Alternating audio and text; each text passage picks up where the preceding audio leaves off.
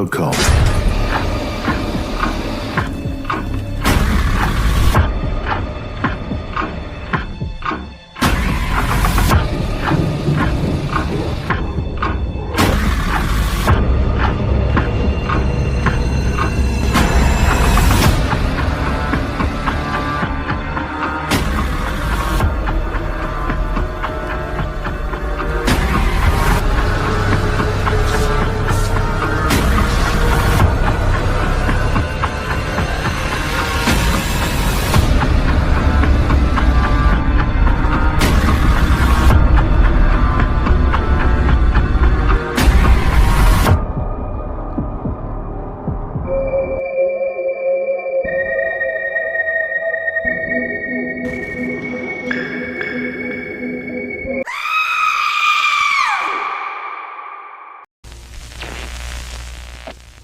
You are now entering The Horror Sanctum.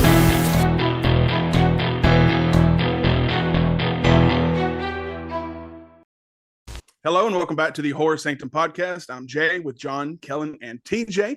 And this week we are joined by writers, actors, and directors of Heebie-Jeebie TV, which is available on Screenbox, Mr. Eric Griffin and Jake McClellan. Guys, welcome to the show.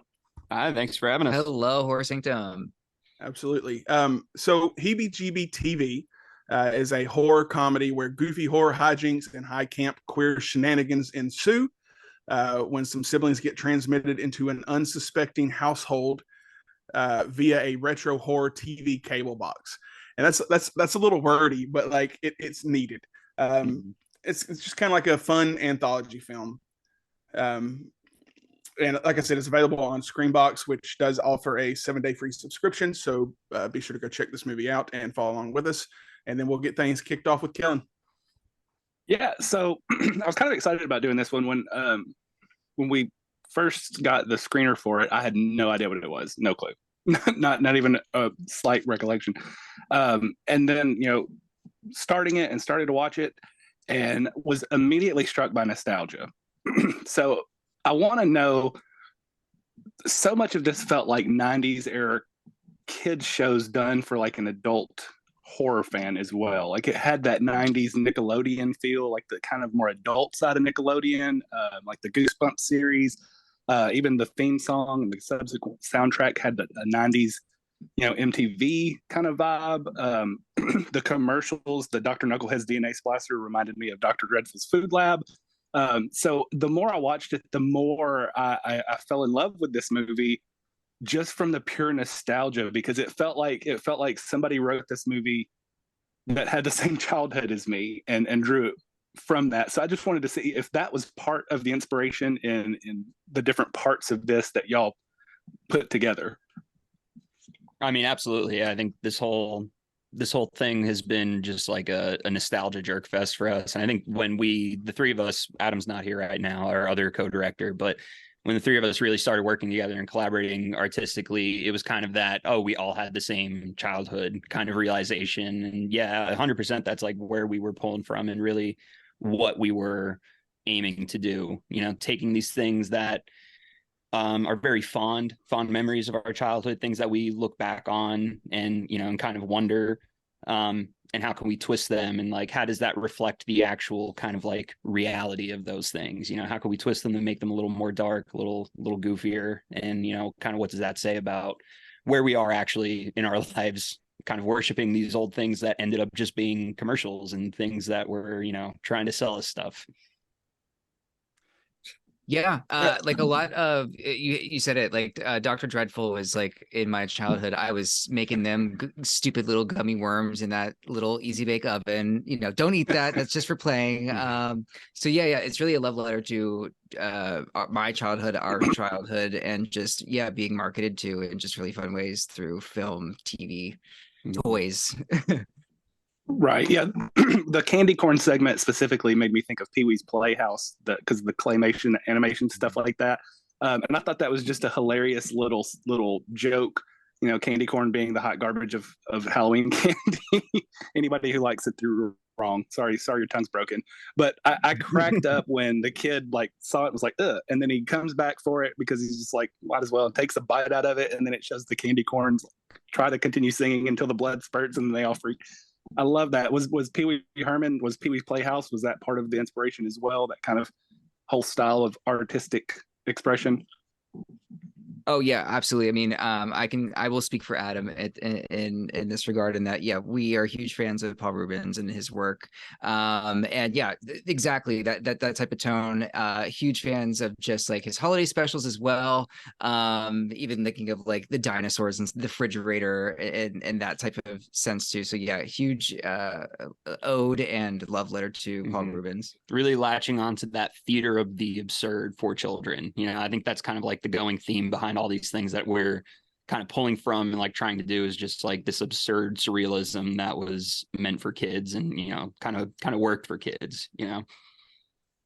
Yeah, and I noticed rewatching it in the scene with the two guys that are, you know, smoking weed. There's a skillet on the table with fried eggs in it, like a callback to the barely fried commercial. Yeah. The callback to the old commercial, the "This is your brain on drugs" kind of thing. I thought that was a really neat touch. There's a lot of little Easter eggs and stuff like that. So yeah. As far as writing a movie like this, how do you go about writing something that, obviously you wanted to touch on a lot of things, you know, doing the anthology and all the little commercials and things. How do you go about writing that to where it's not a cohesive story, but it stays in line with what the story you're trying to tell?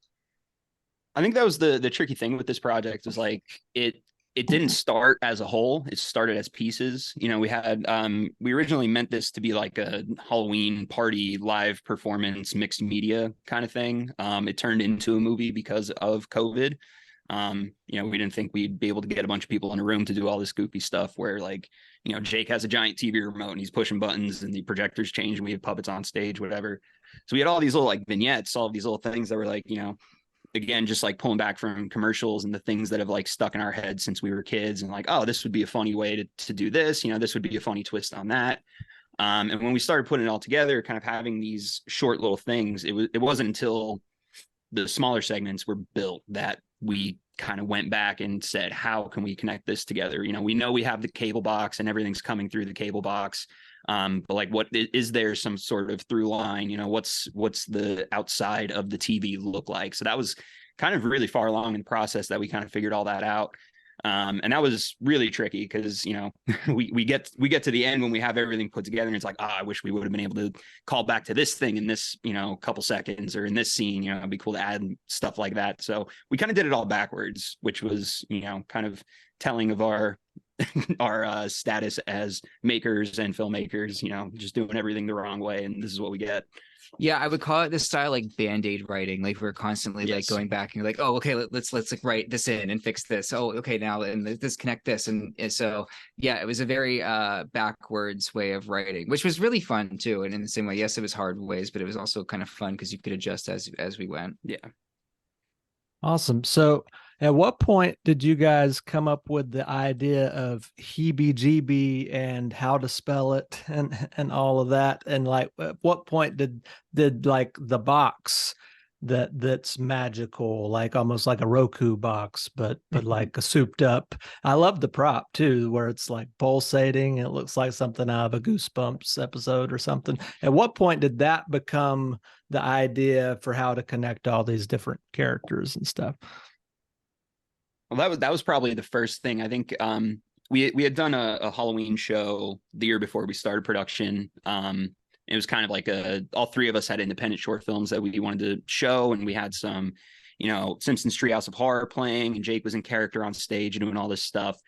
And when the idea came for what are we going to do next year because we have to top this, Jake had the idea of heebie-jeebie TVs. Like, that's the name, that's what it should be. And then I think we kind of had like a brainstorm sesh of, you know, it's going to be this box. So that was like the first thing that we really came up with, was it's going to be a box that just pumps things into your brain.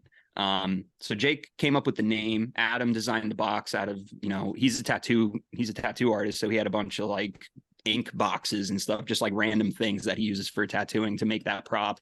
And And then I have like maybe 3 or 4 sketchbook pages of just different ways to write out heebie-jeebie TV, like how are we going to spell it? How's it going to be phonetically, kind of making it seem like it's a broadcast network, kind of like going after the KTLA kind of vibe of it. So it was a lot of like, brainstorming and working it down to like, how can we make this into a consumable word that kind of like is recognizable, but also like has the things that we want in it, So it was that was like the first real collaboration with this, was kind of like the 3 of us putting our heads together to come up with this box and the, the dark overlord that is heebie-jeebie.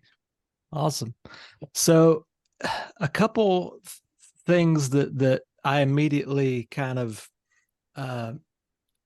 was brought to mind when I watched the film was, these guys have to be like fans of Weird Al and UHF, right? Because that seemed like the DNA and that's all in there. And it also put me in mind, I think there's a John Ritter movie called Stay Tuned. Stay tuned. Yep. Yeah. I hadn't learned about Stay Tuned until probably a year into making this movie, and I was a little nervous. I was like, oh no, yeah? they're gonna come for us or something. Yeah.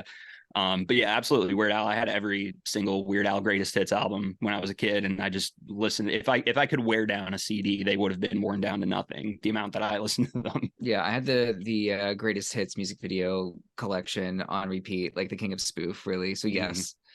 Okay, so quick question: favorite Weird Al song or video for each of you? Oh, Eat It. Yeah, that's a good one. I love Eat It. I'm always gonna have a soft spot for Smells Like Nirvana, just because that was like, I was introduced to Weird Al first, kind of like through VH1, and that's what got me into like all this other music and stuff. Like I didn't know who Nirvana was until I found Weird Al, so that was kind of like my gateway into expanding my musical horizons. So that one has a very special place in my heart. But I Lost on Jeopardy is probably the one that gets stuck in my head the most. Okay, we should say Amish Paradise, because for that Lancaster, that's County, kind of my go-to Amish Paradise. yeah. Also, like, A Surgeon is great. That's also up there. Yeah, I think Adam was at the FYE here in Lancaster when Weird Al was doing signings for Amish Paradise. He has a really good story about that. I wish he was here for that. Yeah, that's awesome. So as an aspiring kind of indie horror-ish filmmaker myself, that's just now kind of trying to get my own project off the ground, hopefully next year, I'm always interested how people are kind of brought to independent filmmaking, and it seems like you guys were all doing your own short films, and is this your collectively, it seems like this is your first feature. So what's kind of on the horizon? Where do you see things going from this? Are you going to build out these characters in other ways, or do you have ideas to kind of launch into other features now? All of the above, I think. I think we played a little bit with more expansion of the universe in like our special features in the physical release, which is fun. So I think, to answer your question, yes, we are going to do more with the same characters and new characters. What it looks like, I think we're still kind of playing with the idea of like what the format looks like, what the stories are, but absolutely, like, it's become such a fun world even for me to play in, just with character wise. So yeah, like I want every opportunity I can to be more villains in this universe. Mm-hmm. Yeah, we kind of did it purposefully, where we wanted this to be the kind of thing that would have many branches, kind of off the bat, just kind of have as many like fake products and fake brands and characters and stuff as we can, so that we kind of like have that room to grow. And I think we're all definitely interested in growing the heebie-jeebie verse itself and kind of do shoot offs of that. And we just had so much fun doing this and kind of found ourselves as makers through this process. And I think we've kind of honed in on something that the 3 of us all like collectively. So we definitely want to continue with that down the road. That's awesome. And just for kind of the other indie filmmakers that are curious, like, what did you shoot on? Like, was there a specific kind of camera setup you were using? I know everything's kind of going digital and everything now, and everything's kind of on a budget for us indie people and stuff, but was there like, it has a really good look, but also kind of looks like you maybe did some kind of after maybe some grain effects and stuff kind of in post, I assume. Yeah, so we shot everything. I own a video production business as my like full-time job and have for the past couple years. Awesome. And we use Blackmagic Pocket Cinema 4Ks, which is like literally just if you're gonna try making movies, just Those are buy great. anything Blackmagic puts out because they work great. They're everything you're gonna need, and they're so affordable. Save up $1,000 and get yourself a camera that you can make a movie on. That isn't a Nikon DSLR. You know what I mean? Yeah. I can't say like I think Blackmagic as a company kind of made this production happen. You know, we edited on DaVinci, shot on Blackmagic cameras. I loved every second of it. It was so easy. It made my job really easy. So that is my biggest piece of advice. Invest into Blackmagic design. Yeah, I've heard so many great things about those pocket cameras. Yeah, they're awesome. And it's like you just can't beat the quality for how much they are, you know, and they're always like keeping up with like upgrading them, and like firmware and software is constantly being updated, and like it's just such an easy workflow that like I can't imagine myself using anything else. But to answer the other part of that, yes, there was a lot of trial and error with like just the visual aesthetic, because it needed to feel nostalgic. I wanted it to feel like it was from a TV from the 90s or the 80s or the early 2000s, and kind of have the aesthetic match what the thing is that we're referencing. So there's like parts where we play with aspect ratio, you know, things are square, things are wide. And it was a lot of trial and error on like what is the proper balance of that, what is too much, what makes it seem kind of hokey, what makes it feel more authentic. So that was a whole process of like trying to find that visual look in post. I was gonna say that's the one thing I noticed. This movie, you could have told me it was made in the 90s and I would not have questioned it. Nice. Yeah, I was really curious about a few influences on the movie. I know so far everyone's talked about Pee-wee's Playhouse. I could definitely see John B. the Genie in there a little bit. Like I could see that influence the Blue. And I was curious, was any of this inspired by like Adult Swim, like Tim and Eric Awesome Show? Because that vibe, I definitely felt a kinsmanship there, almost like a love letter to that. I don't know if that's what you're going for. No, honestly, our references in this are so heavy-handed, and the answer is always probably going to be a yes. We dumped every little piece of media that we enjoy and just threw it in this blender through this lens. 100% yes. Awesome. There's something so slapstick, I think, about like this modern type of like Adult Swim, Tim and Eric type of humor. You know, it's I think all of us kind of grew up with like Abbott and Costello and like the Three Stooges and stuff, and I feel like this like newer YouTube, TikTok, Adult Swim kind of humor is like the new millennium's like version of that kind of like slapstick. It's like visual, auditory slapstick almost, and I think that was something I was really drawn to with that type of humor. So yeah, definitely. Yeah, that's awesome. You could definitely see it, and I that was the first thing I thought was like I was like they're definitely fans of Adult Swim. Like I definitely got that 100%. vibe. And I am too, old school Adult Swim. Even now, I love it. As far as the way you structured the film, it's kind of like in ways like an anthology that's mapped together with a central story. Does that kind of storytelling interest you as far as like the idea of doing those type of stories like a creep show or like VHS or something that's like that wraparound? Is that something you definitely have interest in doing in the future, or was really inspirational to you? I think in terms of this film specifically, it kind of just happened that way. It really wasn't intentional from the jump. Like, oh, let's make a kind of anthology where it's just like boom, boom, boom, hitting you over the head. It just kind of happened because we were just making them, and the story kind of came later. I think in terms of like making more, I would say both. Like I love the kind of fast paced, like hit you over the head skit style that we kind of just this kind of happened with this, but also I would also love to tell like more longer form stories too, like from I would say all ends of the spectrum. Yeah, and one last thing before I pass, I know Jay's got some stuff too. Yeah, as far as, have you ever seen Amazon Women on the Moon? Is that at all Yes, that's great. an influence? It's kind of like it's like Kentucky Fried Movie. I think it's by the same yeah. guy. Okay. Yeah. Yeah, definitely check that out. It's kind of like UHF, Kentucky Fried Movie, like that odd sort of. Yeah. Let me see the poster. Look at that cover. Oh yeah. Oh, look at that.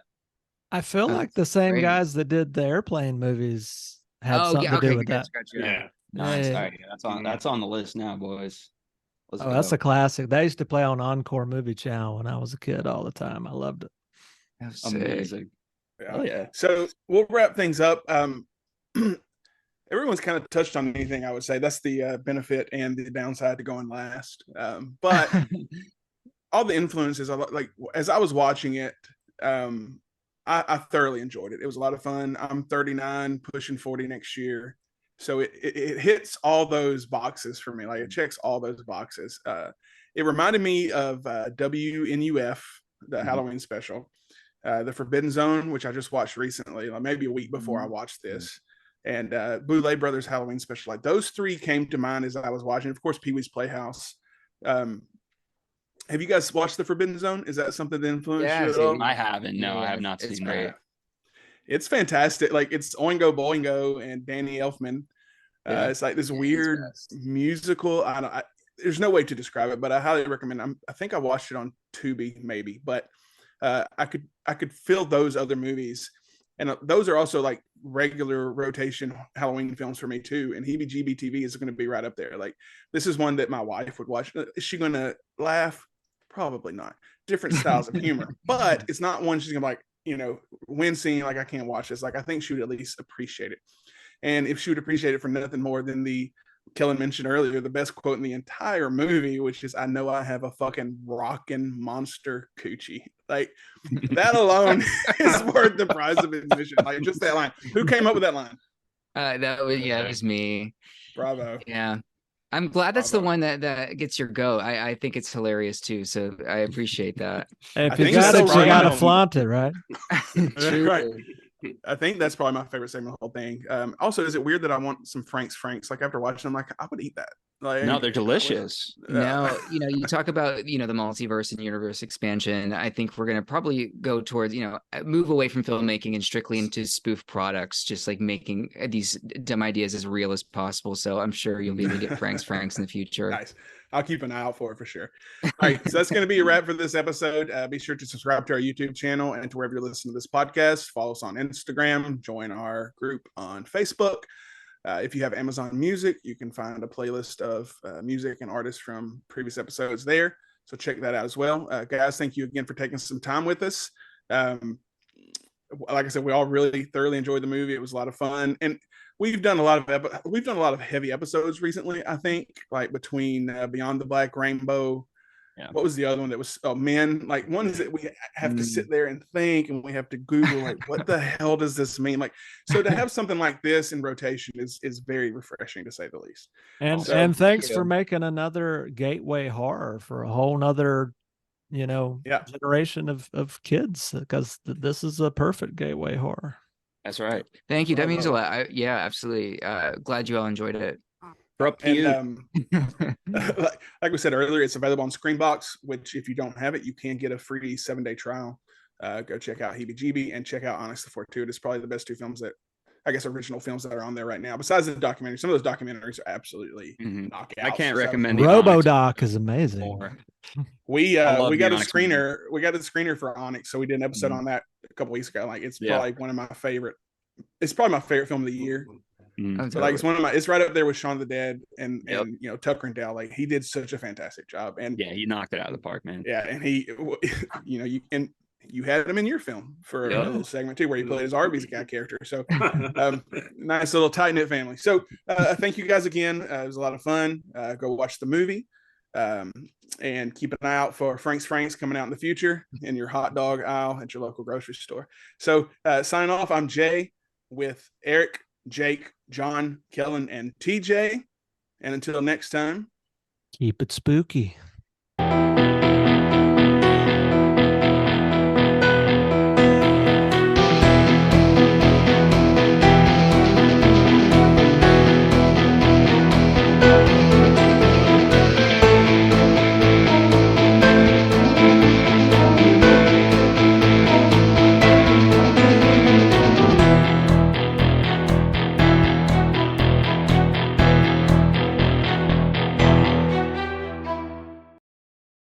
Hello.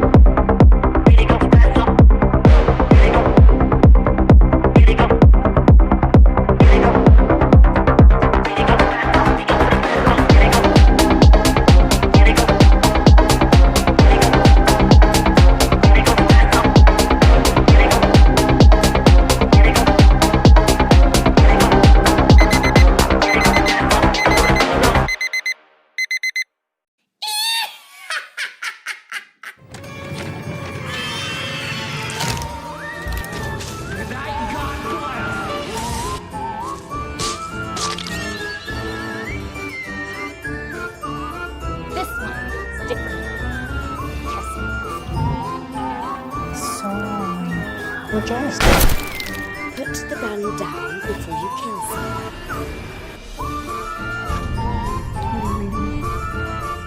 Teenage Girl's Diary.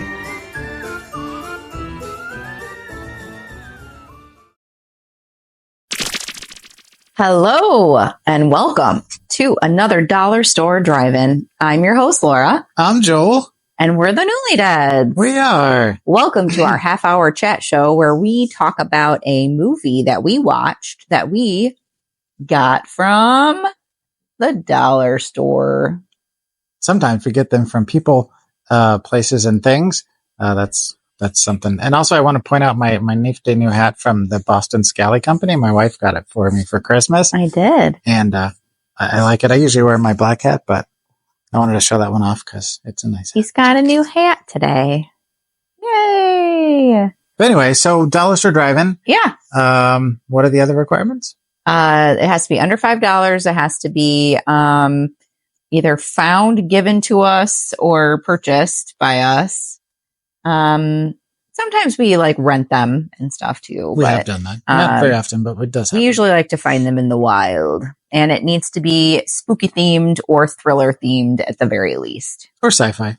Or sci-fi. We occasionally do sci-fi. I think next week is a sci-fi. Oh, you just gave away the ending. All right. See you next week, kids. Have a good day. Drive safe. No. Don't forget to spay and neuter your animals. Yes. We have many animals in this house. We have 3 animals and 2 adults. I would say that is many. Besides us. Or few. We have a few animals. Several. Yes. I don't know. Anyways, thank you for joining us. Occasionally, if this is a 6:30 p.m. Central Time on a Wednesday night, you will find us in the chat on either tinglertelevision.com or YouTube. Just to kind of depending on the circumstances. So by the time you see this episode, some time will have passed and things will have changed and hopefully be for the better because the show is going back to Roku. So by the time you see this may actually be back streaming on Roku by February. But right now, Tingler Television and our fearless leader, Eulogy Mortem, has been going through some tough times due to weather incidents. And so they are currently dealing with some stuff that has caused the show to not be aired for a while. So just as a heads up, if you've been not seeing us as regularly or there's been interruptions or what we've been saying hasn't really worked out in terms of being in the chat and stuff like that, it's not for lack of trying. It's just because of the current situation, which hopefully will be fixed. Yes. Yes. But this week we watched Everfall, a film by John Kissick. There's one of our dogs now. He was scratching his ears and I was trying to get him to stop. So yeah, he was like creepily scratching his ears while he was like watching Joel talk. So, like, yeah. And then he'd like lick his foot. Yes, pretty much like sniffing his hand. Now he's looking at me like he's judging. He's like, me. why are you doing it? And I can't. Yeah. Good boy. He's a good boy. So yeah, Everfall. So yes. Yeah. You want me to read the... Not to be confused with the Foo Fighter song. Do you want me to read the synopsis? Yes, please. Oh, no. I should have put my cheaters on. This is small print. Okay. Oh, my God. I might have to have you read it. Wow. Okay. A year after an unfortunate accident, Eva has a disappointing tryout at a big figure skating competition. Her coach invites her to compete in a mysterious competition in the small town of Everfall to work on her skills. Eva brings along her boyfriend, Daniel, an extreme sports YouTube star, and his cameraman, Jordan, to document Eva's last chance at resurrecting her skating career. Once in Everfall, though, a series of horrifying events unfold, forcing them to face things more terrible than they could imagine. Oh, yeah. Even Shaggy's participating. Shaggy got really into that one. Yeah. He's the terrible thing that no one can imagine attacking. Yeah. And apparently he wants to get him. He's probably making your microphone get all scritchy. I forgot. We have microphones now, and he's currently messing it up. So I apologize if you just got it really loud. I'll try to fix it in post. I completely forgot about it. So Shaggy, do you realize you're causing distress? Mayhem and wherever you destruction. go. Okay. And now he was sniffing the microphone. This has gone sideways Haywire. really fast. Should we call in the trailer? Yes, please. Is it coming? Where's it coming from? Shaggy. It's coming from Shaggy. It's coming from Shaggy. See, now he's coming. It's coming from inside the dog. Yeah. I've shot him 6 times. Not the dog. Yeah. My one impression that I do on the show. Yeah, it's pretty funny, actually. Donald Pleasance. So, yeah. Should we show him the trailer? Yeah, that was a lot of things happening all at once. I'm out. He's very overwhelmed now. So we're going to watch a trailer so you guys can see what the film was about. Everfall, not to be confused with the Foo Fighters song. I'm going to keep making that joke even though it's dumb. And when we come back, we will talk about the movies. Yeah. So we'll be right back.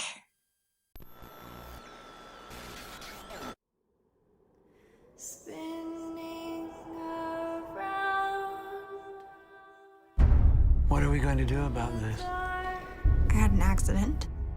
I can still come back. It's not too late. It's over, Eva. And the sooner you can accept that fact, the better. Let's talk about Daniel. He has nothing to do with this. He's as much a part of this as you are. I've seen how he affects you. And I know what he did.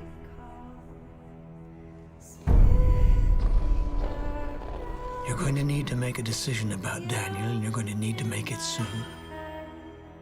Do you understand? Make a decision about Daniel.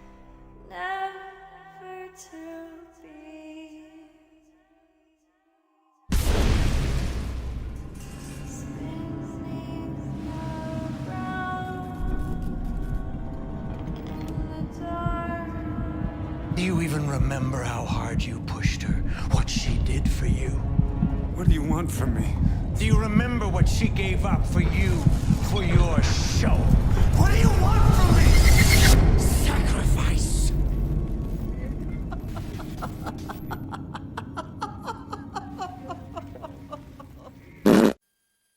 We're back.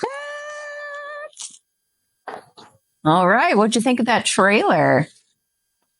Was it funny? I'm sure things happened. I took notes this week. She did. If you guys know, sometimes I take notes, sometimes I don't. She does. I also took notes, but for the first time ever in the history of notes, they're in color. Ooh. So I've got the Frankenstein heart thing that I designed. Cute. I've got Fat bat with a chicken leg because Fat Bat likes to eat. I've got an axe because that ties in with the film. And I drew Eva because Eva is in the film. Not Eva from WALL-E, but that's what he drew. That's what I drew was Eva from WALL-E. So yeah, I like my little. She drew some pictures too. What did you draw? I did. I drew Daniel from the Daniel Show. The Daniel Show. I drew Eva. Oh, I'm bouncing around here too. I drew Daniel from the Daniel Show again, and I wrote the word dickhead. That's funny because I wrote on here. I wrote the Daniel Show as a dick. The end. Yeah, and then I drew an ice skate and lots of hand lettering, like Death Spiral, Skatey McSkater. The second Daniel Show, he looks like a heart. He looks like he's a heart with a fro. He's a heart fro. Yeah, he's a heart fro. Heart throb. Oh, he was not a heartthrob. No. Whew. So some fun facts about the film. If there is such a thing. The film is called Everfall, aka The Daniel Show. That's what we're going to call it because they say that repeatedly throughout the film. You've reached Daniel from the Daniel Show. You hear that a lot. That's his phone message. He also says the name of the show as he's recording things. 8 million times. He introduces himself as The Daniel Show. That's what we're going to start doing.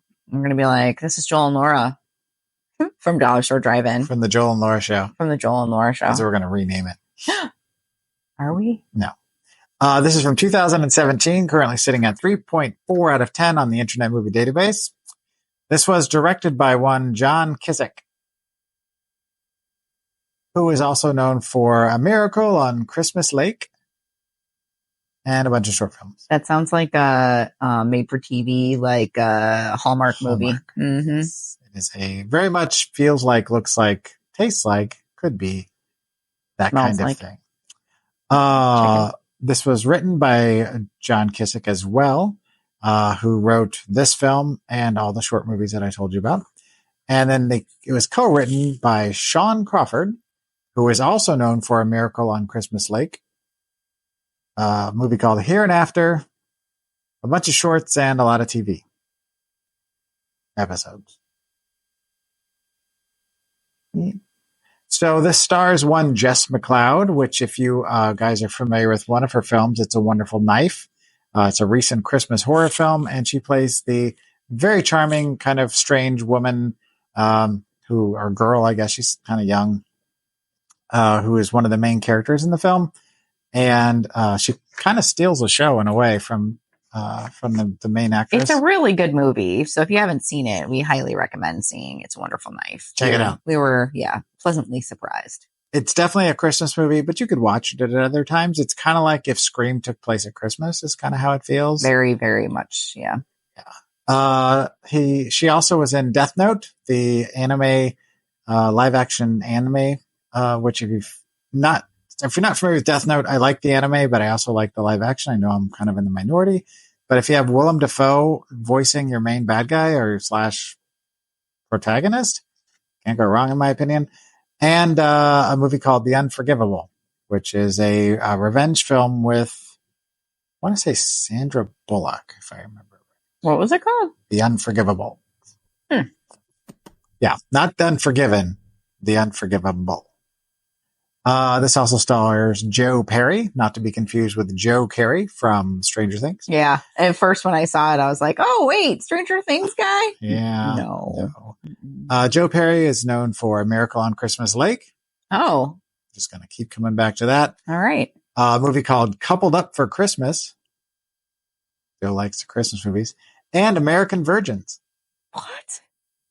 The nice little Venn diagram. That's weird. So you've done a couple of Christmas movies, an American Virgins movie, and Everfall? Sorry, we're not going to hire you. And finally, Com Fiore, she recognized who he was when she saw him, and I said she probably would. He was in the film Face Off, which if you've never seen it, it's crazy. John Woo. He was in another John Woo movie called Paycheck, which, again, American John Woo films. He was in Thomas and the Magic Railroad, which was that fantastic film that starred, oh God, he just passed away recently. He was in David Carradine. No, not David Carradine. Peter Fonda. My kid loved Thomas the Tank Engine when they were little, and I saw that movie more times than I care to admit, and I still have nightmares about it. And he was in Thor, the first one with the weird beard on our boy Chris Hemsworth, and The Amazing Spider-Man 2. So a couple of Marvel / Sony movies. I feel like he always plays like a good, side character. He's never like a leading dude. And he's usually a bad guy. Yeah. He's got that kind of I'm an a-hole look about him. Yeah, like him and Hugh Gray Scott and who was the guy that we saw in the last show we did? I thought his name was Doug Ray. Doug Ray? I thought it was Doug Ray. I don't know. It's like Doug Ray Scott. It's one name though. Yeah, but it's Dougray. It's Doug Ray. He's really? I don't know. We'll have to look it up and I'll report back later. She's probably right because she usually is. So at this point, my lovely wife turns to me and says, "What'd you think?" And I'm like, well, it's a thing that happened. We watched it. It ended, and now we're talking about it. Yep.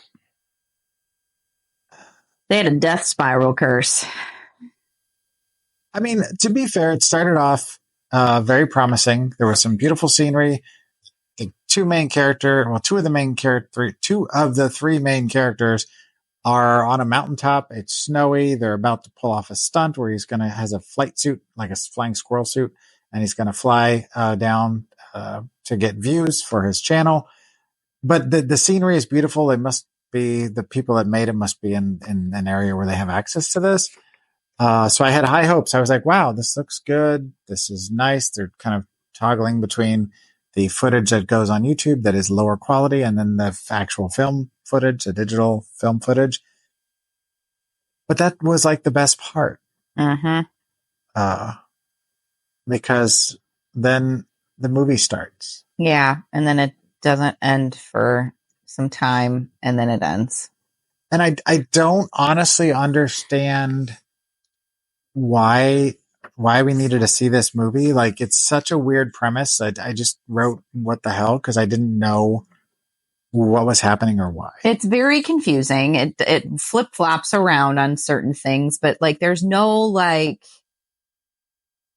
true storyline. I feel like it's just like all over the place. I mean, I understand it's about this girl who is dating a guy named Daniel. Daniel's kind of a douche. From the Daniel show? From the Daniel show. He's kind of a douche.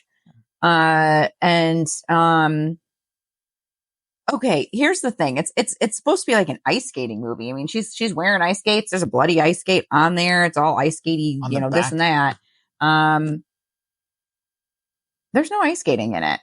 Not until the very, very, very, very, very, very end. And even then it was far away.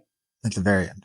But yeah, throughout the movie they allude to ice skating, but there's no actual skating on ice. Yeah. There's just skating around it. Yeah. And they keep talking about how she had this accident. And like you don't really know like what they're really like referring to. And you're thinking that, oh, she must have like fallen when she was skating because that's a real thing. Well, when you do a death spiral, you're like on the ice, like with your head leaning back and he's like swinging you around like like a cat. Swing cats. I was going to say like a dead cat. That sounds bad. I love cats. She does like cats. That's why I was Love like, that's them. weird. She likes all animals, to be honest. Swinging around. Yeah. Anyway. Why are you uffing? Bailey is uffing at us currently. I'm not sure why. So anyway, continue.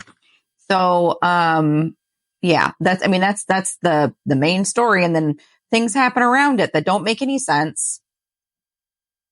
And not in a good way. Like, sometimes when I've said this before, I feel like sometimes you watch a movie and you're like, I like this because I'm a little confused, but I also feel like I might know what's happening. Or it's just way over the top and you're like, wow, like, this is like taking me on a trip, right? Like Everything All at Once, that movie, like where it's just like, crazy, like thing. It's an adventure. Yes. But also well acted. And, I just, things make sense. And, this is not beautifully shot, not well acted. No. Boring. Confusing. Yeah. Oddly enough, I did not fall asleep during it. Because we were talking over it and drawing about the film and then doing our little sketches and talking about those. We were paying attention, but it was just like there was these long gaps between things where it was like, okay, what are we doing now? And yeah, I don't know what they were thinking. Like, I like a movie that you don't know what's going on sometimes, take a trip, see where you end up. But this one, it just, sad. Yeah, there was no reason to keep your interest up. There was no reason to really like want to pay attention because things that happened so sporadically. And it's supposed to be kind of a thrillery horror thing. Like there's elements of like The Shining, like ghosty type stuff, like Silent Hill. But those things that happen, you don't really know why. Like they keep alluding to these things, but they never really address them directly until the end. But by that point, you just don't care. Cause I even wrote here, I legit didn't see the ending coming, but I didn't care anyway, yeah. Once we got to the ending, which was kind of like, oh my goodness, there's a surprise sort of, kind of, you're like, I mean, I knew something was up, like, but yeah. Cause he's like skydiving in the beginning. So I was like, oh, maybe he's been dead the whole time. The whole time.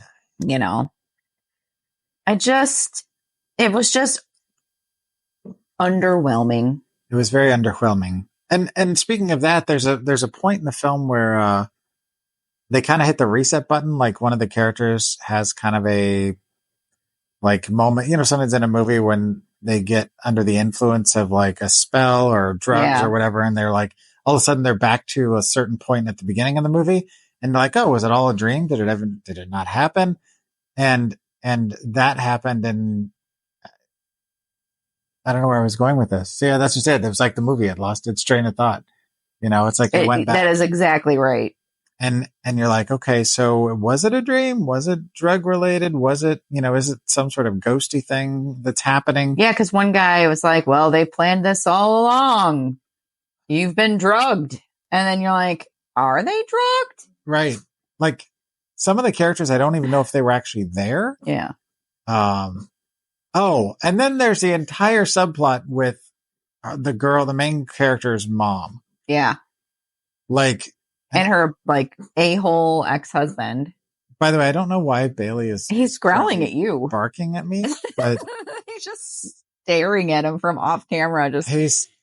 I think it's partially because Shaggy's over here, and also because it's dinner time. Because he's hungry. Yeah. Now Shaggy's going to go see what's up, and so you may hear some tussling here in a minute if they decide that they don't want to deal with each other's nonsense. That's what it was. He wants to sit on you.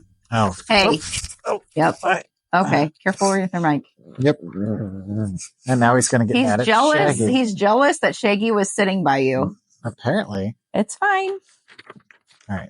What is even happening today? Is it a full moon? I don't know. I think they saw the movie and now they're confused by it, have and lost it's causing their mind. Confusion. Okay. Okay. That's happening. So I apologize about the mic again. I'll do my best to make sure that things don't go sideways.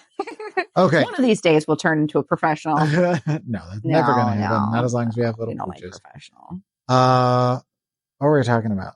Oh, that the mom realizes something is wrong and decides that she needs to go to find out, if her daughter's safe. But there's supposed to be this horrific, large, massive fire going on. So they've closed the roads, and she goes with her ex, who is the fire captain, because he's going to help her get through the blockade to get up to this resort where her daughter is supposed to be at this ski thing or the skating thing.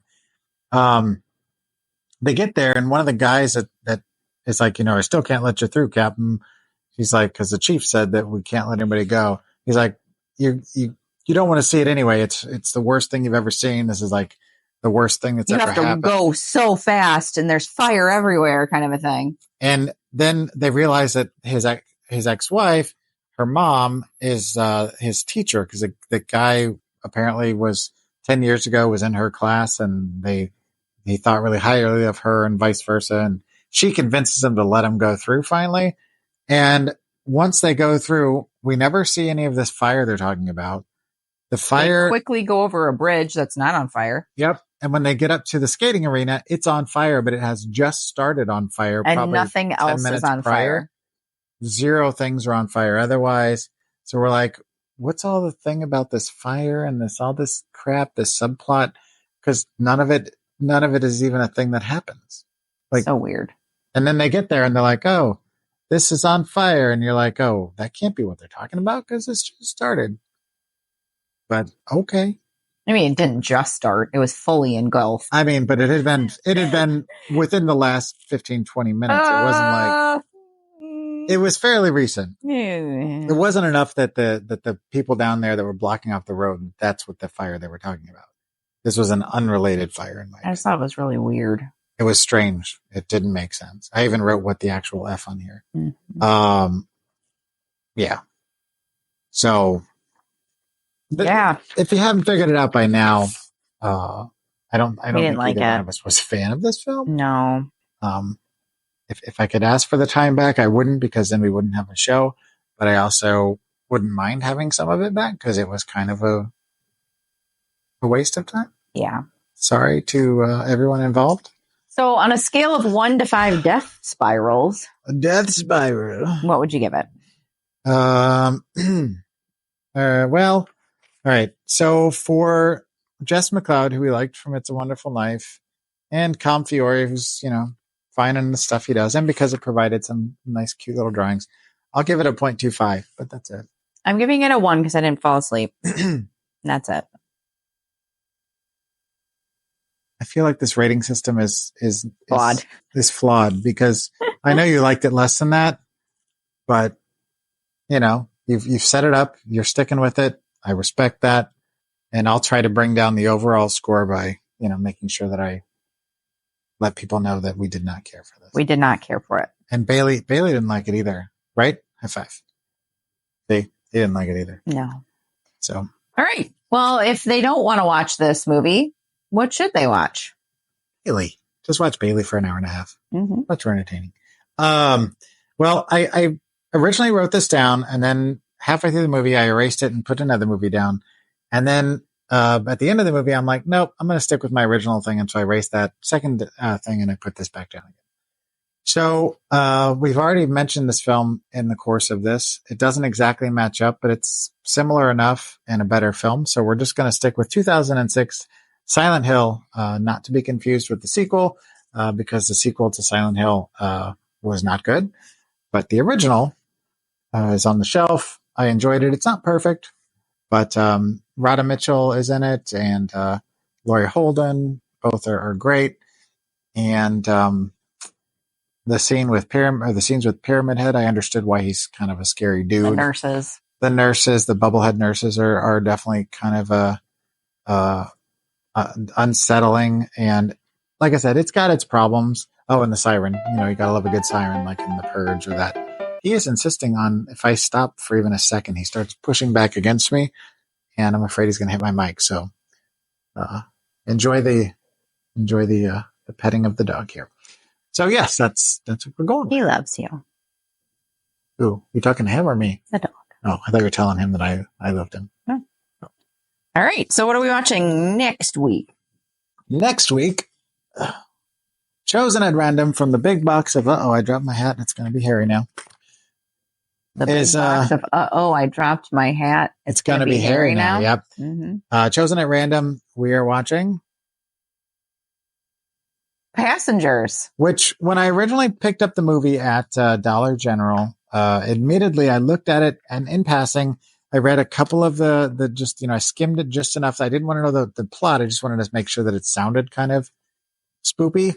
And there were the few words that I grabbed sounded kind of like it may be a little thrillery, intense. It is definitely a true sci-fi film that might have a couple of small thriller elements, but it's definitely not a horror film. So we're kind of veering a little bit to the left.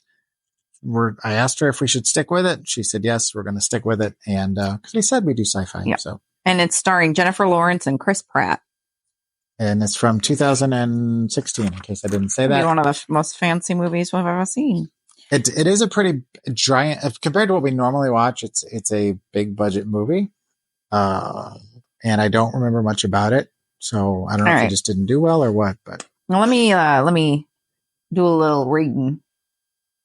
Going to do a little reading, a little saffron. Doing some reading. Jennifer Lawrence and Chris Pratt star in a high-stakes adventure about two passengers, Aurora and Jim, on board a spaceship transporting them to a new life on another planet. The trip takes a deadly turn when the hibernation pods mysteriously wake them 90 years before they reach their destination.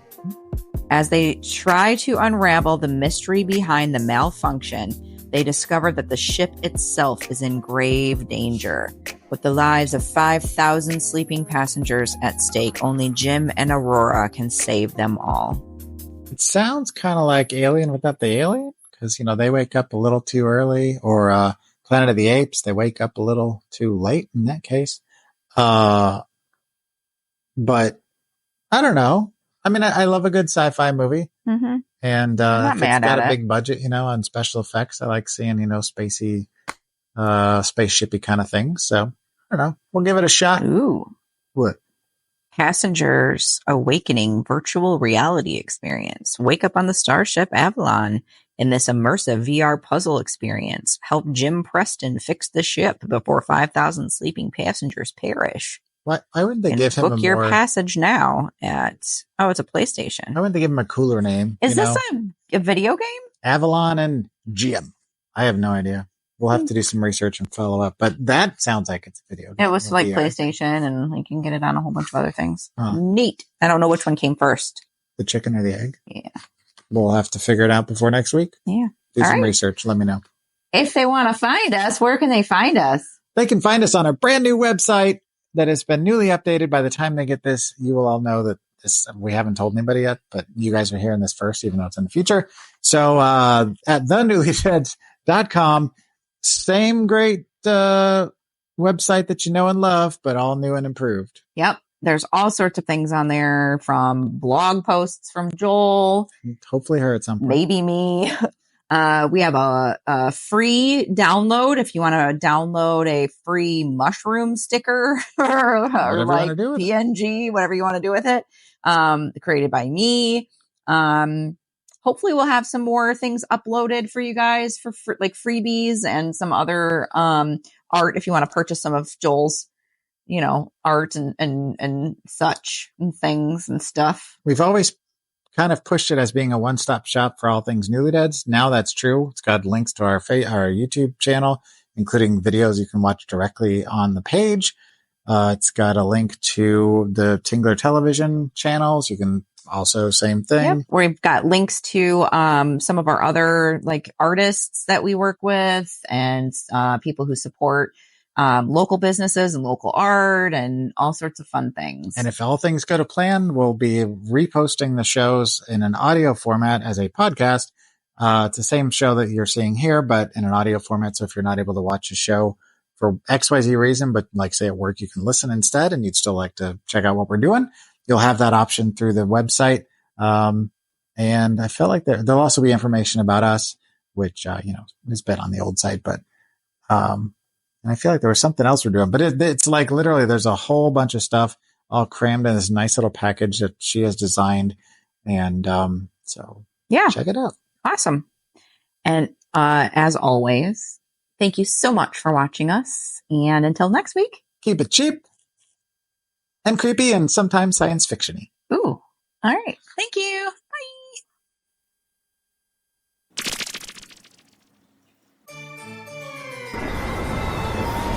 Mother and sister. Where are you going? We're gonna finish this. Goodbye, Tom.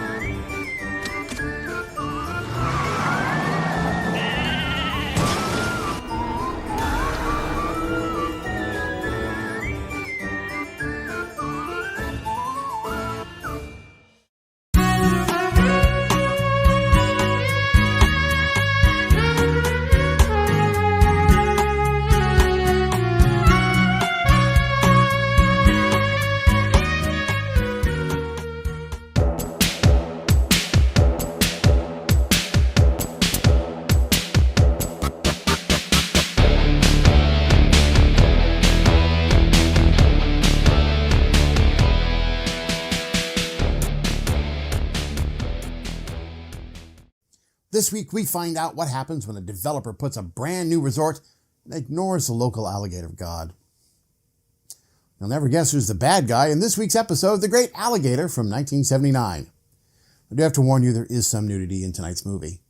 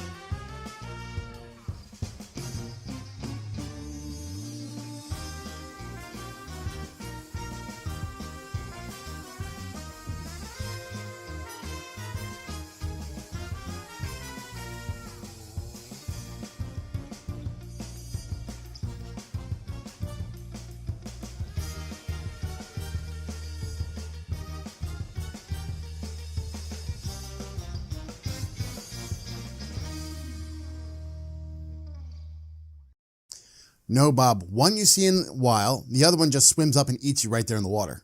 Oh, hi there. Welcome back, my little creaturettes, to Creature Features, now in its 16th year. I, of course, am your host, Al Omega, the Alpha and Omega of all things science fiction and horror. And have we got a movie for you? We do? Yes, we have a movie. This week we have something interesting. It's an Animals Gone Wild film. It's very popular throughout the 70s. And they usually had some reason why the animals went wild. Industrial contaminants, solar radiation, or a virus that's been let out of the lab. None of those things apply here. We do have some land developers, and they're putting in a new resource, and some of the local natives worship a local alligator god, but they've been getting along really well. Swimmingly, in fact. That is, of course, until someone starts to take a bite out of the hotel's bottom line. This week's movie was directed by Sergio Martino. Now, he's an Italian producer, so he probably hasn't done a lot that you might have seen. I could be wrong. He did do A Bear Named Arthur, and Beyond Kilimanjaro Across the River of Blood, and Slave of the Cannibal God. You gotta look that one up, Bob. He is originally from Rome, Lazio, Italy, and he's considered a very versatile writer-director, and certainly prolific with the number of films he's made. He's worked in horror, comedy, western, science fiction, and who knows what else. He's born in Italy in 1938, so his childhood must have been interesting. Now, he cut his teeth with his brother doing chores for Mario Bava on things like The Whip and The Body. He made his directorial debut in 1969 as he did several giallo murder movies. He used to say, movies are like a soft drink, sparkling and unaffected products for mass consumption. A soft drink doesn't have prestige of champagne, but I'd rather have a good soda than a watered-down wine anytime.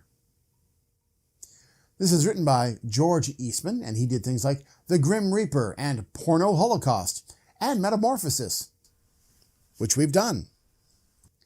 He's originally from Genoa, Liguria, and he's not quite 6'7", so he's a very tall man.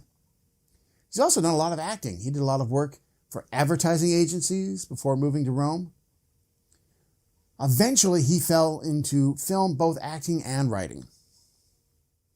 This is also written by Cesar Frugoni, and he's worked on The Island of the Fishermen, which we've done, The Spider Labyrinth, and Slave of the Cannibal God.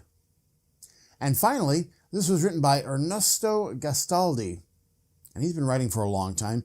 He wrote The Vampire and the Ballerina, and Werewolves in a Girl's Dormitory, and The Horrible Dr. Hitchcock. He's originally from Graglia, Piedmont, Italy. Don't know where that is. Now, if you look at some of his written work, he did sometimes work under the name Julian Barry. Julian, as in King Julian, you know, yes. And his work is usually marked by sadomasochistic relationships or unusual fetishes.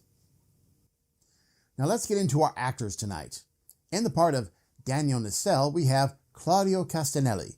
And sadly, he left the building in 1985, and he was in things like A Come Andromeda, Hercules, and The Scorpion with Two Tails. Didn't we see that on an episode of Rick and Morty? He's originally from Bologna, Italy, and he died in a helicopter crash on the set of Fists of Steel. In the part of Joshua, we have Mel Ferrer, and he left the building in 2008. Now, he had a very long career, starting out with The Fugitive, the TV series, and The Fantastic Journey, and the 70s Wonder Woman series. He was also in The Return of Captain Nemo from 1978, which was, as you remember, a series where Captain Nemo was suspended in animation, and his ship was powered by nuclear energy. He had this super powerful laser beam. It's lots of fun. He's originally from Elberon, New Jersey, and while I always personally thought he had a Mediterranean or European bent to him, his family's actually from Cuba. He had a lot of education, starting off with a prep school and attending Princeton. But at 15, he started working summer stock and got a taste for acting. Now, a lot of people think he's related to Jose Ferrer, but he's not. And he is, or at least was, married to Audrey Hepburn. And they had a son who acted in a movie with Audrey, and it was called They All Laughed, and he played a man named Jose, and it was an inside joke. He did, however, get to direct Jose Ferrer in Ferrer's first performance as Cyrano de Bergerac. Now, I think there's a black and white copy of that running around on YouTube, and I highly recommend you watch it. It's an excellent production. A lot of people don't realize that his brother was a famous cardiologist and helped refine the cardiac catheter and the electrocardiogram. I'm sure he saved lots of lives. Now, while he made his Broadway debut as an actor at 23, he had already been on the stage as a dancer for several years. You would not seen that in his background. In the part of his right-hand man, or in this case woman, Alice Branch, we have Barbara Bach. And she's been in things like The Humanoid and Caveman and Black Belly of the Tarantula. But most people will remember her from The Spy Who Loved Me. She's originally from Queens, New York, and her father was a policeman. She started off as a model, and then she ran off with some Italian guy, and they got married. Now, eventually, as these things happened, they wound up getting divorced, and then she wound up marrying Ringo Starr. Which proves, boys, dreams can come true if you're rich enough. Now, as with the previous actor, sometimes you think you know where someone's from, and that's just wrong, because in films like The Spy Who Loved Me, she spoke with a Russian accent, and she did so many other films that were either Italian or French, people assumed that she was European and not from Queens, so they wouldn't cast her in American films, thinking she couldn't handle the American accent. She has a master's degree in psychology from UCLA, and a little trivia for you, when Kate Jackson was going to leave Charlie's Angel, Barbara Bach was in the running for the role. And yes, she was a Bond girl, so yeah, she was in Playboy 1981. Go look it up just for fun. And the part of Peter, we have Romano Pupo.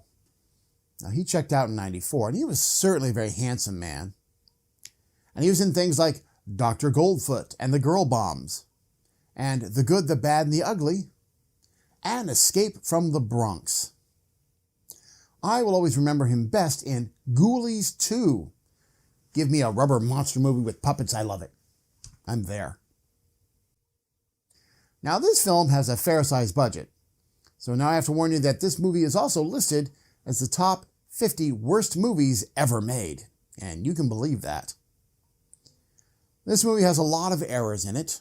You'll see them flash pictures of, orangutans and so forth. None of those animals belong in that part of the world.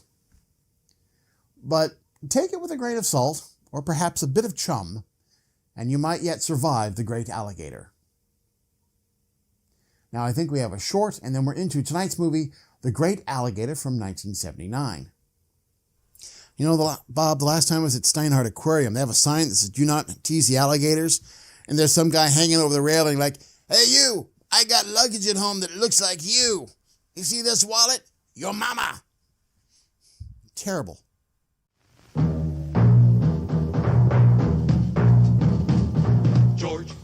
George of the jungle, strong as he can be.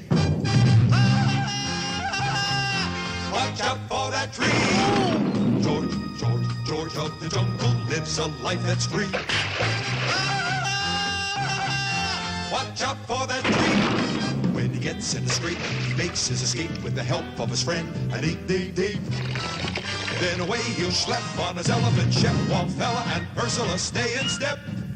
Well, George of the jungle, friend to you and me. Watch out for that tree.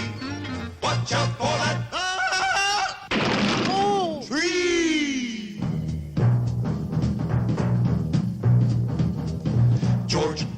George of the jungle, friend to you and me.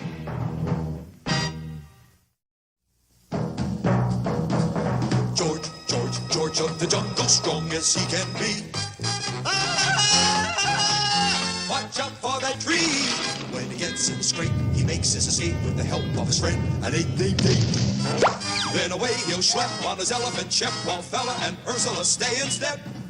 Well, George of the jungle, friend to you and me. Watch out for that tree. It was an African day like most African days, hot, humid, and miserable. An African daisy of a day. And George, king of the jungle, was surveying his domain from an air-conditioned treetop. Then suddenly... Help! Someone called for help. Help!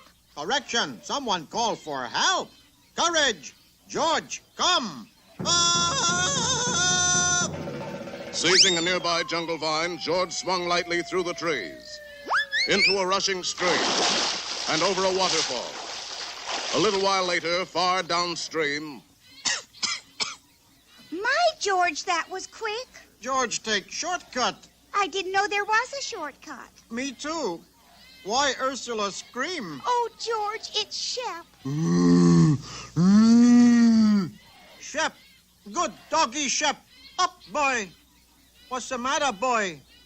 In the first place, George, he's not a puppy. He's an elephant. Shep, puppy. Big, gray, peanut-loving puppy. And in the second place, your puppy is ill. Ill? But he was perfectly all right this morning. I saw him eating green pawpaw melons on the North 40.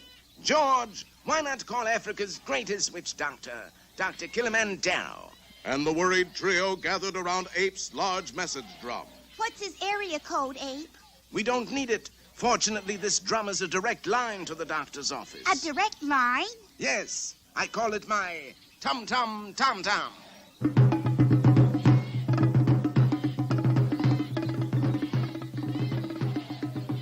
Doctor, it's George of the jungle. Tell him us witch doctors don't make house calls. It isn't George, it's his doggy who is sick. Oh, that's different. I never could resist a bow wow. That's a bow wow? See? Doctors say Shep is bow wow.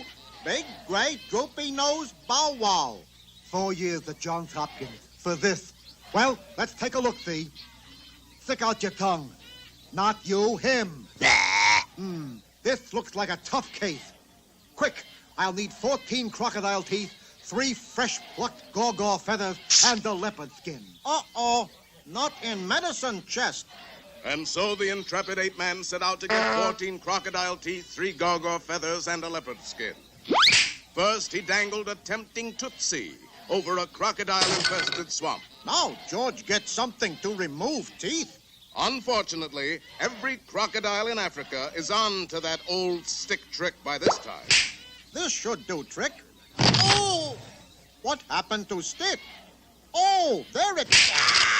Oh! Hold still, George. I'm removing the last one now. Of course, pulling teeth is a little out of my line. There. Oh! Ow! Well, what do you know? 14 crocodile teeth, and they're beauties. Now for the gaw feathers, George. A few hours later, found the Jungle King climbing toward the nest of a 10-foot gaw, prehistoric remnant of a day when birds ruled the world. With jungle cunning, the ape-man inserted himself into the gaw nest to await the coming of the great mother bird. Unfortunately, gaw chicks live exclusively on earthworms and swamp moss. What? You won't eat swamp moss? You're no kid of mine, kid. And the great bird seized George in her talons, flew into the air, and dropped it. But during the trip, resourceful George had been able to pluck the 3 gaw feathers he needed. George, just lucky, I guess.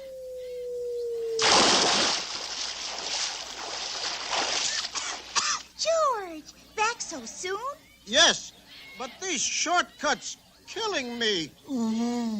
Oh, Doctor, is it a crisis? No, lady, that is a thermometer. George, go get leopard skin now. I don't want to sound like a smart aleck, George, baby, but you're wearing one. But that's my leopard skin. Look at it this way. Is a doggy man's best friend or not? But, Doctor, Shep is an elephant. Look, George thinks he's a dog. Shep thinks he's a dog. I think he's a dog. What are you, some kind of a troublemaker? With that crushing argument, the matter was settled. 14 crocodile teeth, 3 gaw feathers, and the leopard skin. I think we can start to wait. Get me plenty of hot water and some clean towels. You going to operate? No, I just want to freshen up a little. But what about Shep? Well, of course, I'm just a simple country witch doctor, but I'd say he just had a minor stomach upset. Too many green pawpaw melons. Drink this.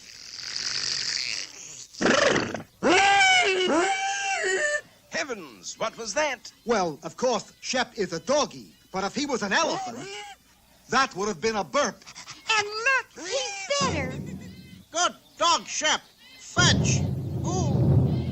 But, Doctor, what about the crocodile teeth, the gaw feathers, and the leopard skin? Aren't they part of the cure? Cure? These are the fees I'm charging you. How do I look? Better than George? You don't know the half of it, Georgie boy.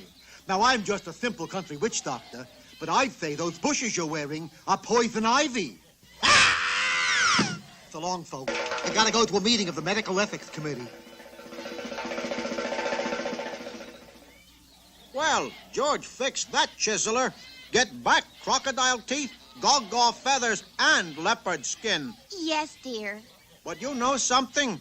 For a simple country witch doctor, he cast a pretty good magic spell.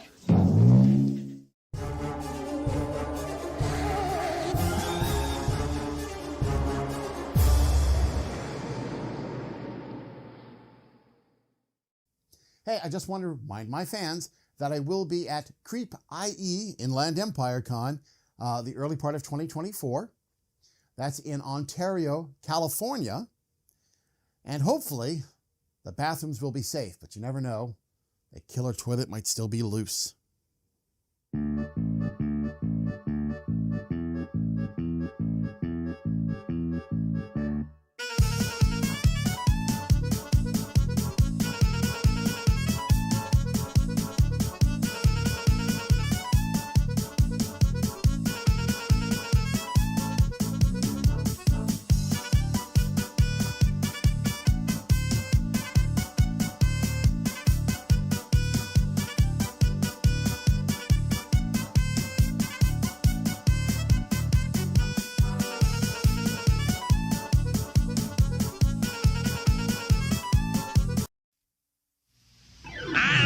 Now it's window time.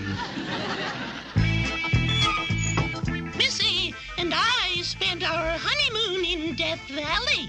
Yeah, it's a great place for ghoulieweds.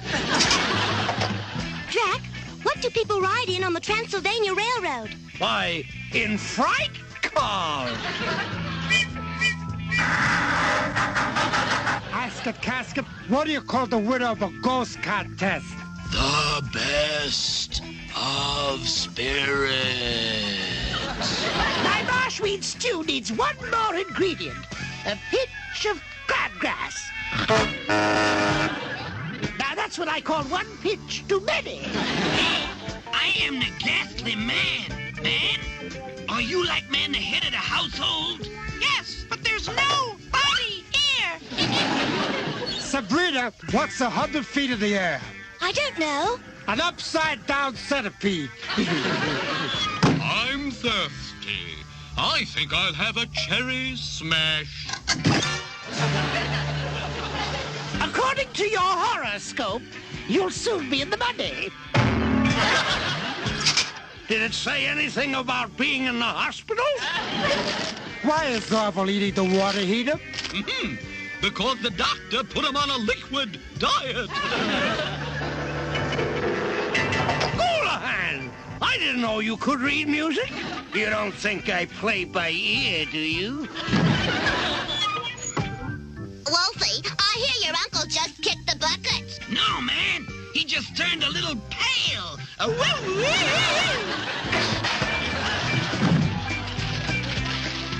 He needed that.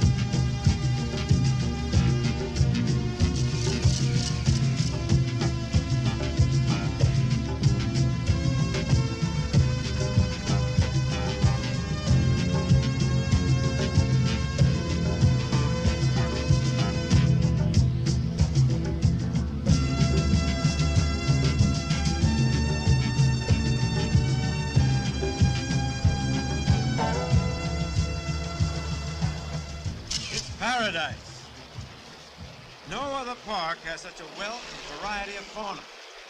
782 species of exotic birds alone. Elephants, crocodiles, snakes, gazelles. A conservationist dream.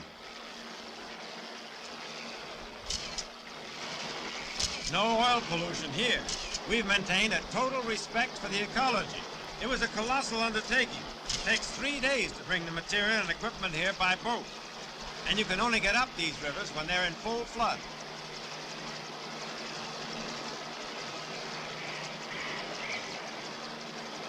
The Kuma tribe.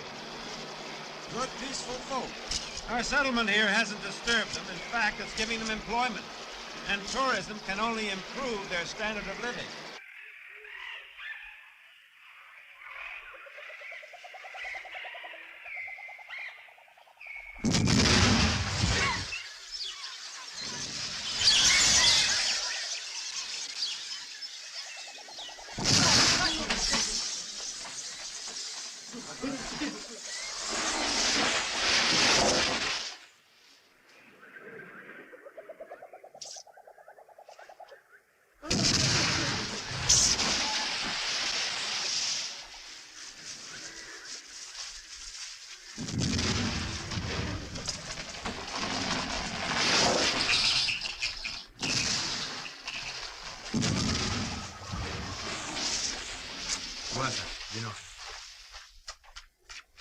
Vamos, Mari.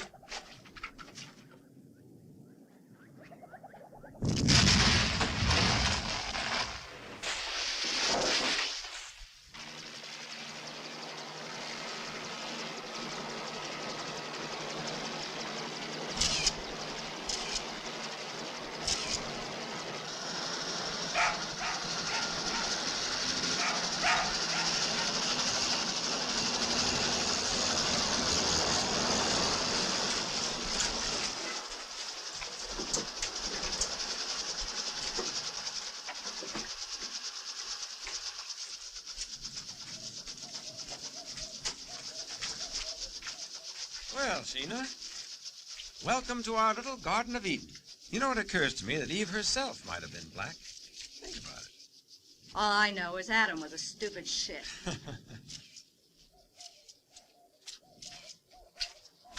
You're not exactly the chatty type, are you? What do you mean? I go click all the time. Fine, now let's just see how good you are. I'd like to see these photographs of yours in magazine ads all over the world with the caption, "An oasis of Manhattan comfort in a primitive setting of paradise on earth." Got it? Ah, Mr. Nessel, this is my most valuable assistant, Welcome. Ollie Pratt. Alice in Wonderland. Do you still believe in fairy tales, Mr. Nesson? You must be Sheena. Hi, how are you? Hello. The bus is waiting for There we us. go. You coming? I want to take some more photos.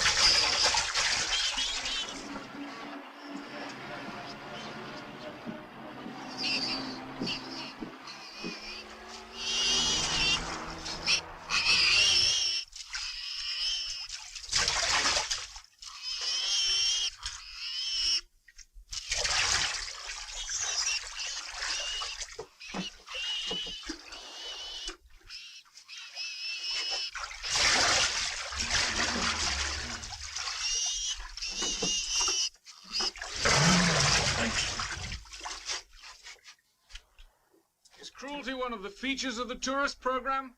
These brutes are very shy and retiring.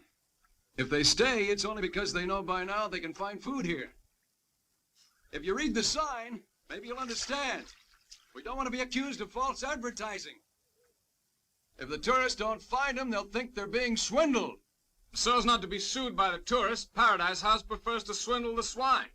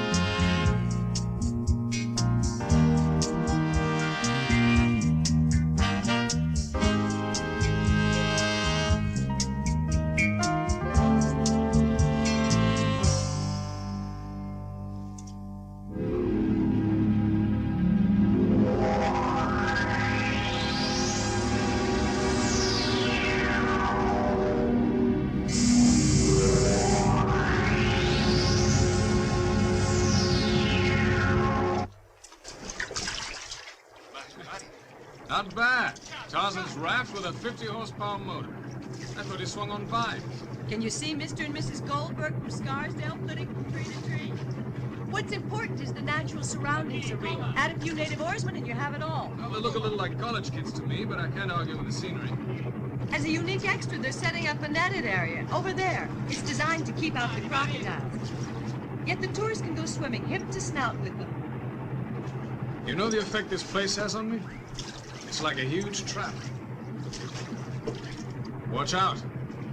You could easily be the bait.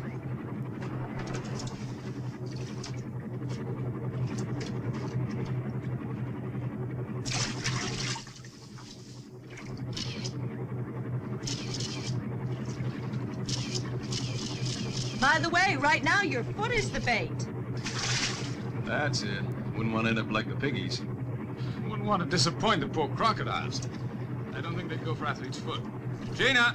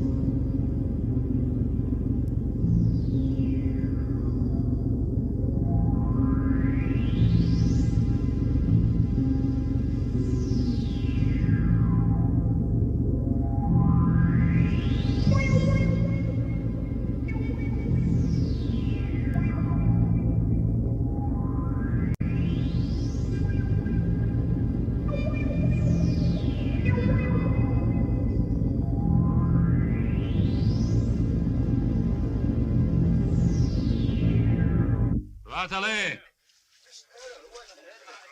Camo, camo! Luochi!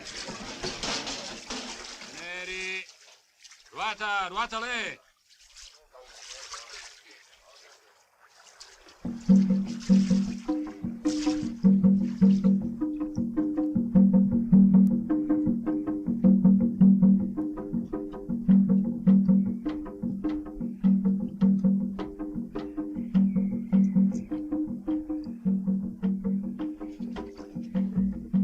What is it? Cruna, Macho, the Cruna.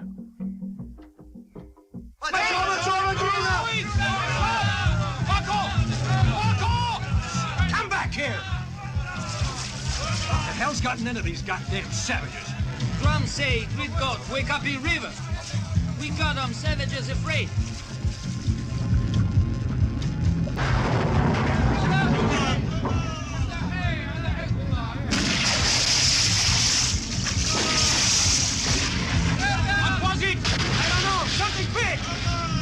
Tip over the raft! Hey, what's the matter with you? Come back! Come back here! Where are you going? God damn it! Come back here, will you? Let go!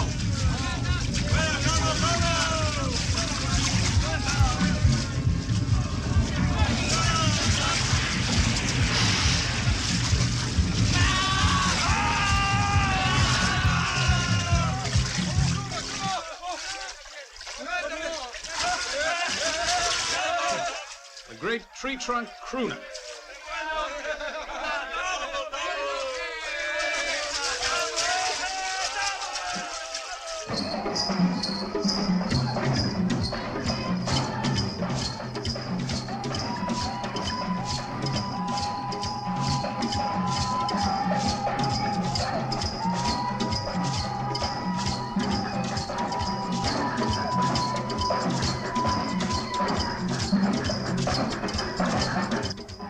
Thank you, George. What's the matter, Eileen? No light? The champagne, yes.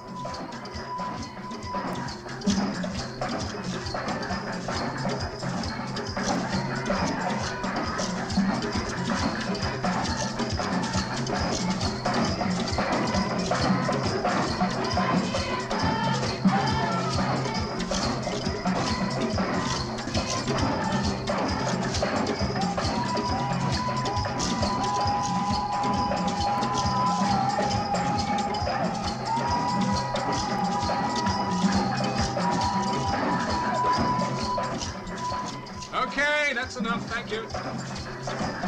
That's enough. That's enough! How do you say that's enough in their language? Waki! Waki! Thank you all, boys and girls. Your drinks and presents are over there. Anyanda, quadrabo. Kamu, maripe. Qualabi, qualabi.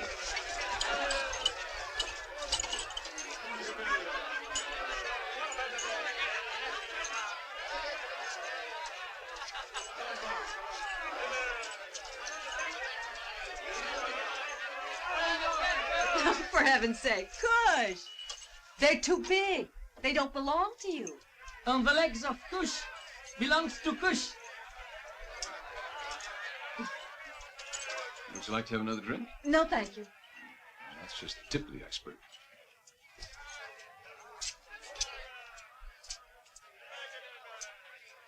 Bring it to my room.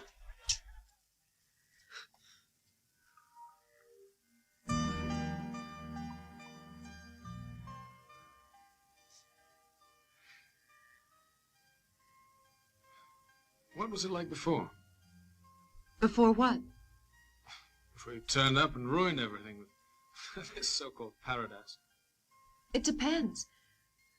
Living by hunting and fishing, caring for the children, respecting the old folk, owning everything in common with the tribe. But living an average of only 30 years. What would you call that? Paradise or hell? Well, I'm already 36.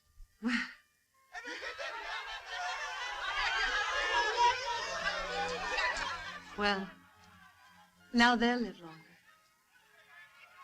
Sounds like a death sentence saying it like that. It depends. Perhaps 30's the right age to die. You've certainly had the best of it, and you don't yet know it's about to end. I'm sure the best is still to come for us. Well, hope is a very long word. Nui, you know how beautiful your eyes are? Nui! Malikis Mene! What did you say to her? I told her father's waiting for her in the village. That's Annie Mali's daughter, the tribal chief. Please leave her alone. Excuse me. When do we see some prints? The black and whites tomorrow. I send the color to L.A. The agency will choose I want all the publicity based on the virginity of nature. There's a brothel in New York says the same article. Well, anyone who can afford to buy himself a week of virginity doesn't need to worry about the expense. The first group arrives tomorrow. That'll be the pilot experiment. If it works out, we'll bring clubs, charters, groups from everywhere in the world. A visit to the primitive lands of paradise on earth. I like it. The Kumas. It's whatever of theirs manages to survive.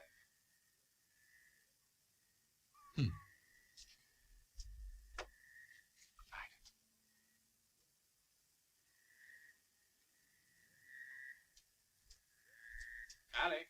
Yes? I have to develop the black and white prints. Would you like to keep me company, if you have the time? Sure.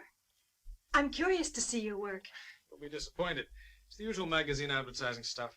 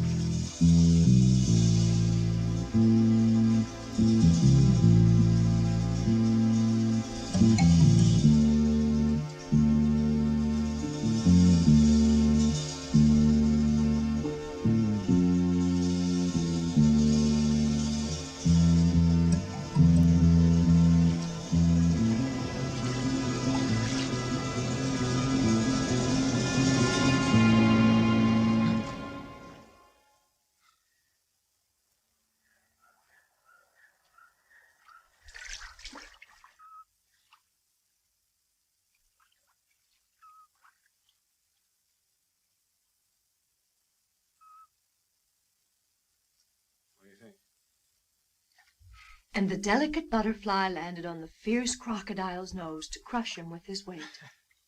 Well, can't say he didn't have guts. I would have sat on a crocodile's snout for all the accounts on Madison Avenue. Well, that's that. Let's go.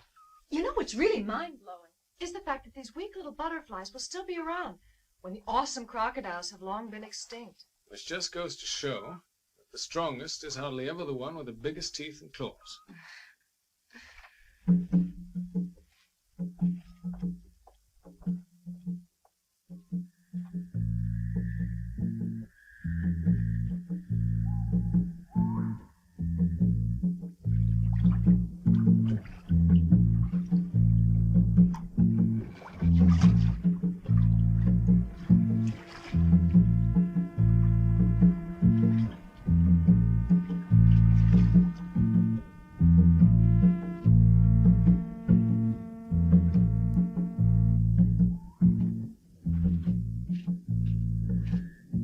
The drumming's the same as this afternoon.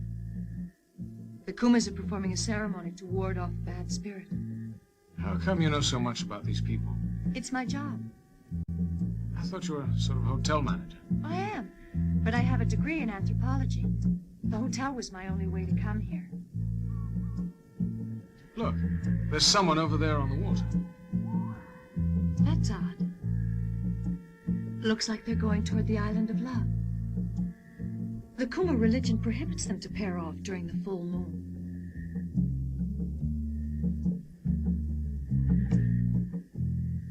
Maybe it's a moonlight flit. You don't look like an idiot, so please don't talk like one.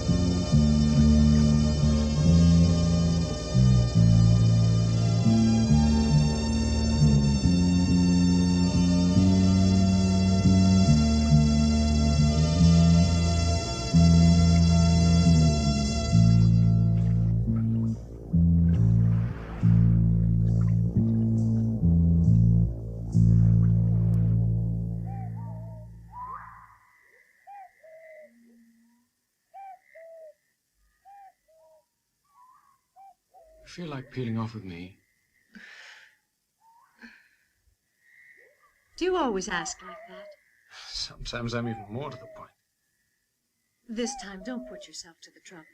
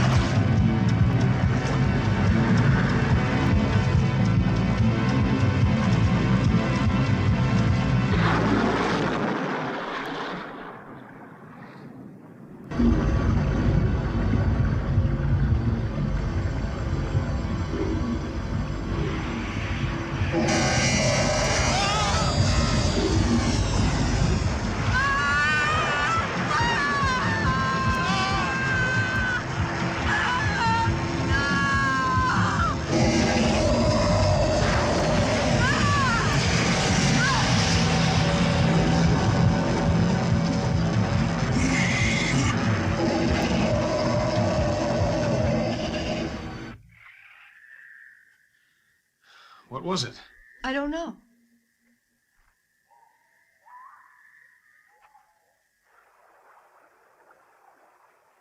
Around in the middle of town, would you?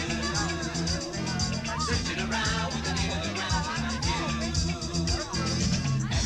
Mary didn't go for that one bit. So you know what she said to me? No. Nobody. Young people today only want to shake their bottom. Pardon?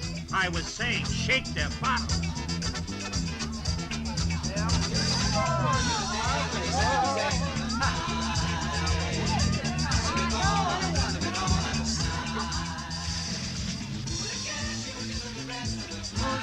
I'm used to all kinds of heat in the tropics, but this is enough to kill you. What do you say? You can't hear a word with this ridiculous music.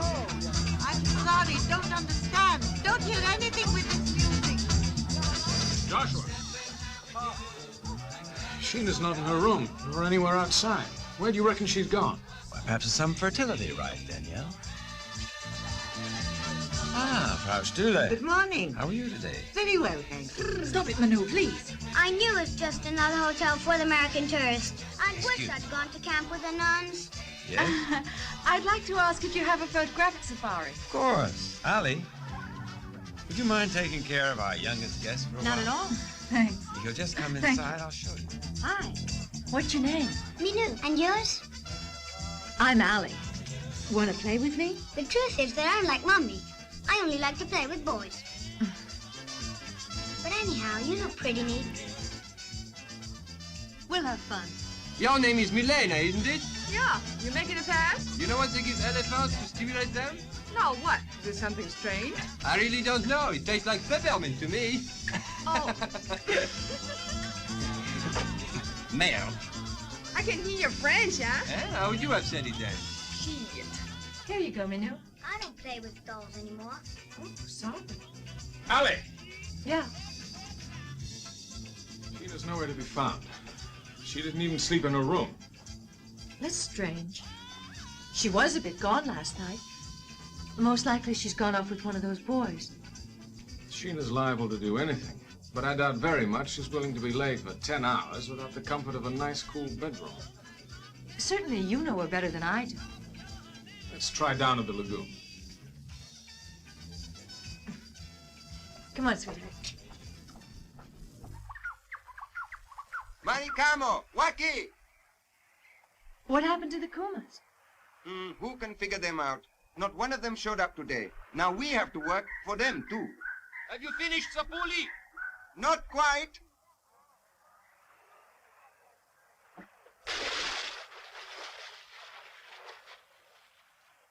What happened to that canoe? Damned if I know. It washed up a couple of hours ago.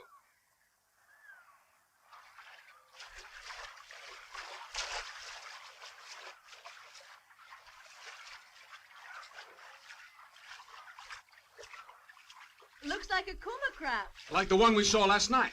Yes. Yeah, I think so. That's funny. It's not rotten. Yeah, I hadn't noticed. It was only broken off a short time ago.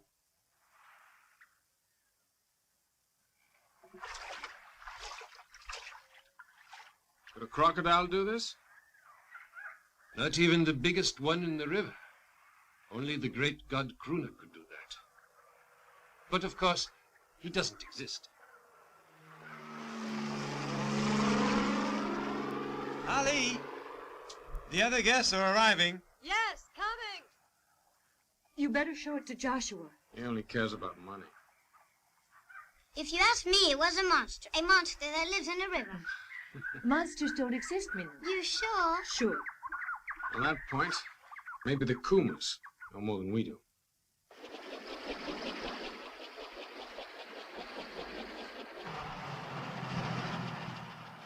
Here's the bus.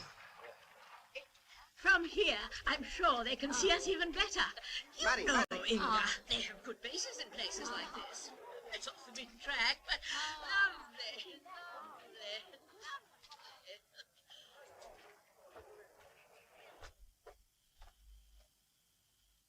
Mommy! Mommy, Mommy! Mommy, Mommy! Do you know there's a monster in the lagoon? Ah, but of course, dear. And now why don't you go back and play a little bit more? I don't like playing little sister. Those two want to be alone.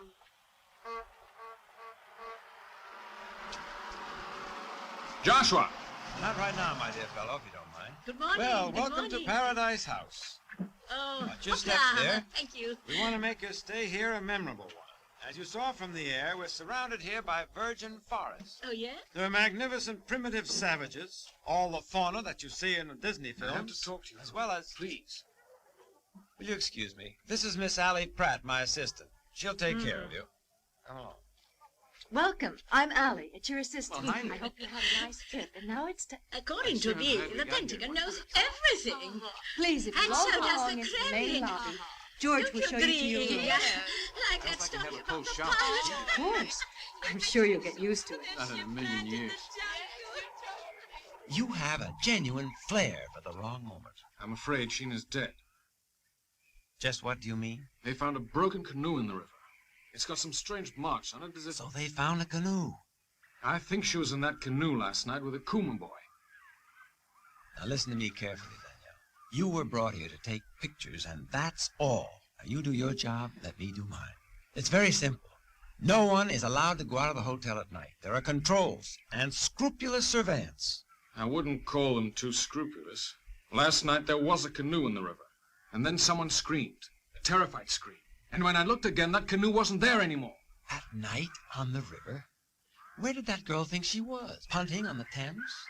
Come now, Danielle. You wouldn't want to scare my guest to death now, would you? I tell you what. I'll send people out to look for her. Right now. Right away. But remember, these people have come here for a holiday, for a good time. Don't scare them to death. I want to go around to the Kuma village. I'll take one of your motorboats. All right, but don't start a panic. I know you. I saw you before. I saw you in Paris. No, you didn't. Please forgive her. You're a liar. You've come to talk Mommy's breath. Now, Minnie, let's take the walk. I saw him pass through the keyhole. Come on.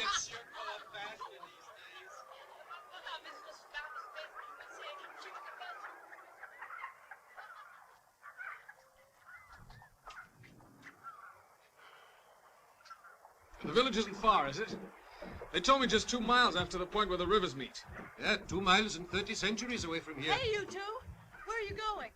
To the Kuma village. Have you spoken to Joshua? Don't worry, I've got the green light from the boss. I'm coming with you. Allie! Allie! Joshua wants to see you immediately.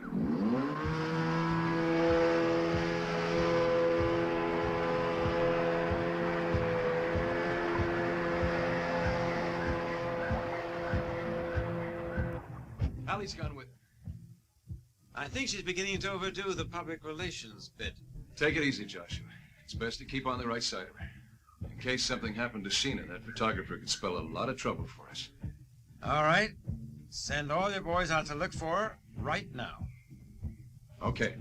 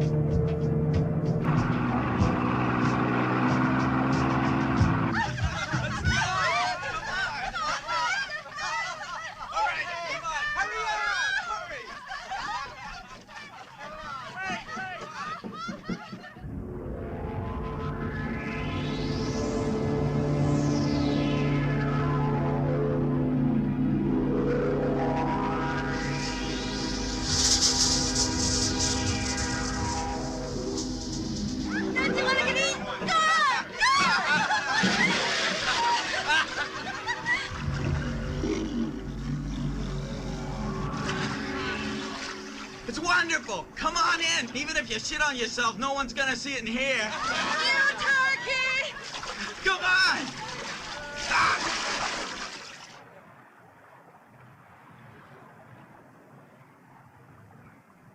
Bill?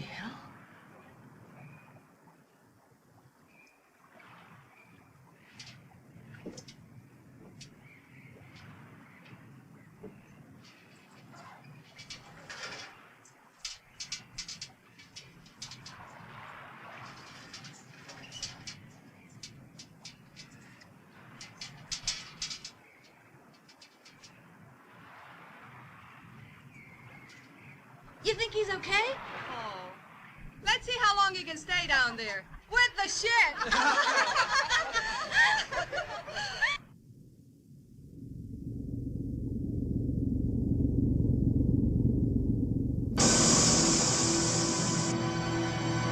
He has been under the water for 1 minute.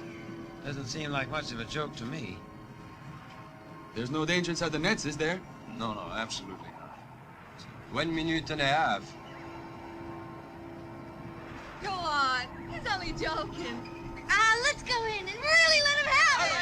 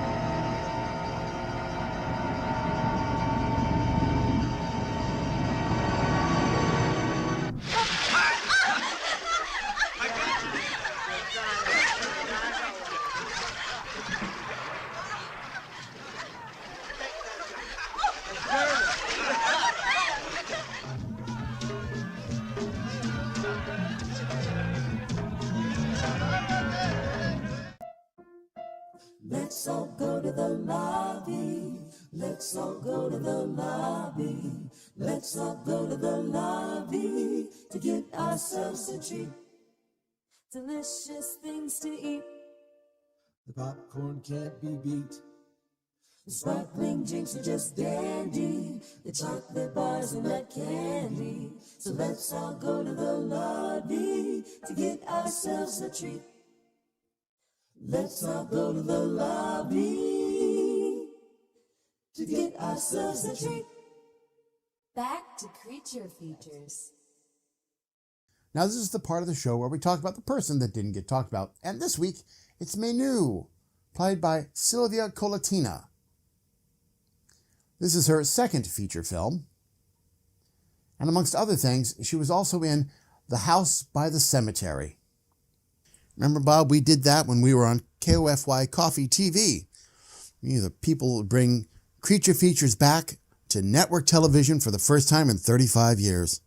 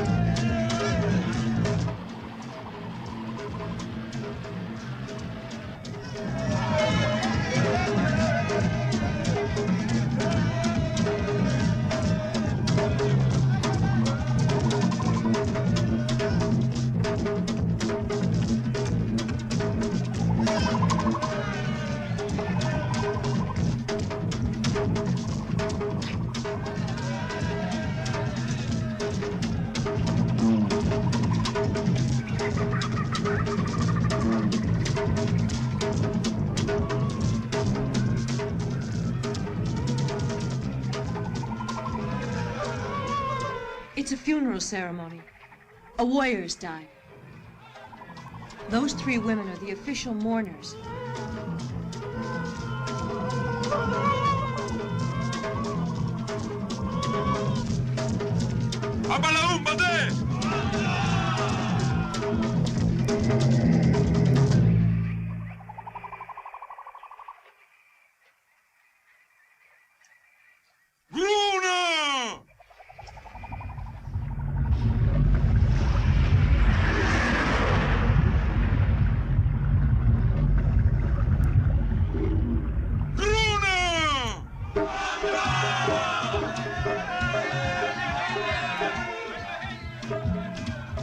Now they're burning a fetish to chase away the spirit of evil.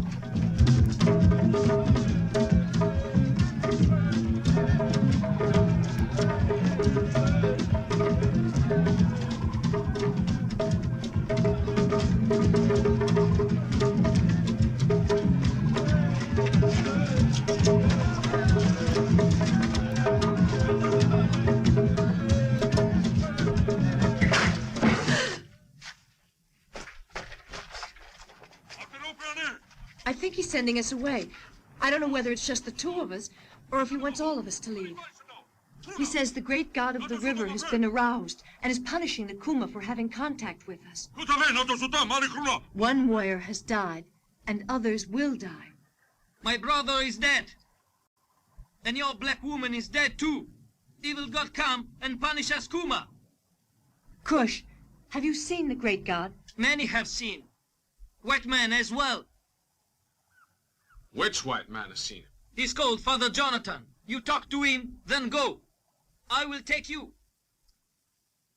Mariandale? Kudare! Can go.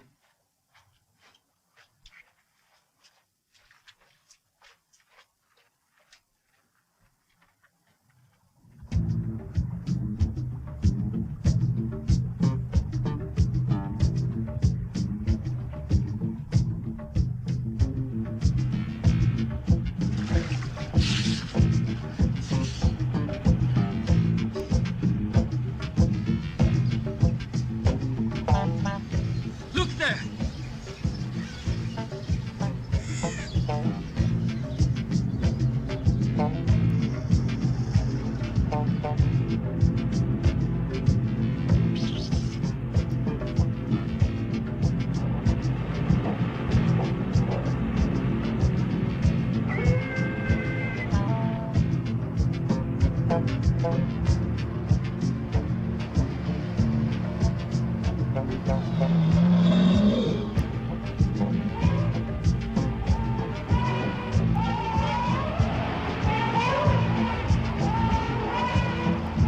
But no good for Upper River.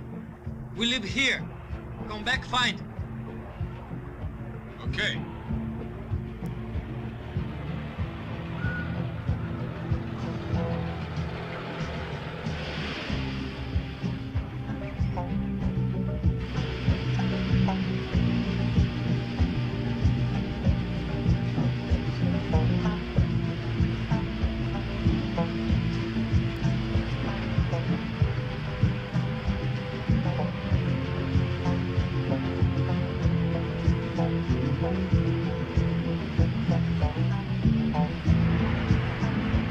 That's him!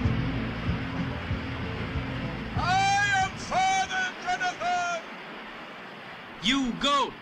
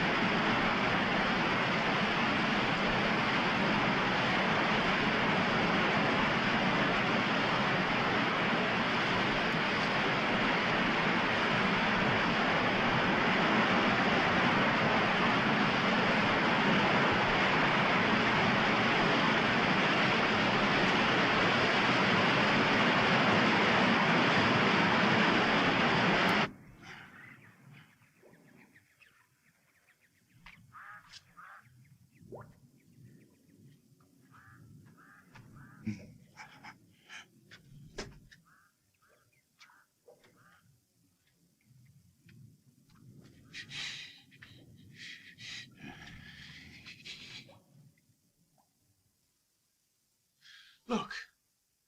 Look how that rock has been sculpted.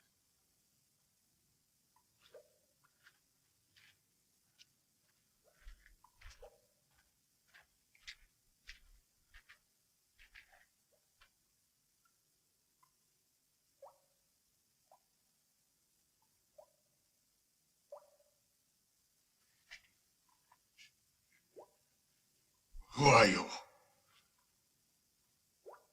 We're friends. We'd like to talk to you. The Kumas told us that you've seen their great god, Kruna. That was long ago.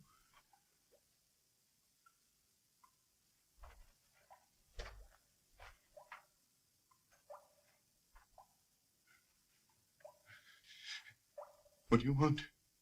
Did you know that Kruna's killed again? Kruna?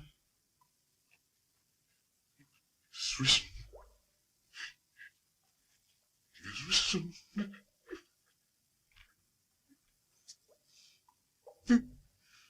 Why did you come here, Father Jonathan? To spread the light and to defeat the evil one. Alone? No. There were sweet Virginia. And all the others from the mission. There were 12. 12. Like the apostles. 12. Oh. Killed by the Kumas? No. By him. He waited for us in the river. And he overturned our boats. Was it a crocodile? He's not an animal. He's a demon. I made this effigy. I made it myself. All these years I made it. Wait, he cannot come in here. He cannot face this effigy. He killed the others. Yes, all of them. One by one, he killed them. All of them. He killed them. Would you like to come away with us, Father Jonathan? There's a hotel just a few miles from here, and helicopters can land down there. You're sent by him. He wants me to go back to the river. He wants me to go back to the river. Daniel, he didn't make a crocodile's head. It looks more like a gator, but alligators are foreign to the Orient.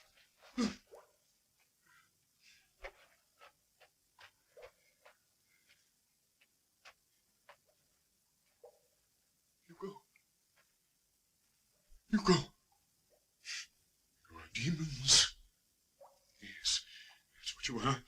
You're devils, demons, sent by him. I know you. You get out or I kill you. Just start to walk. You are devils, demons sent by him, Go! Out! Out! Go! They're gone.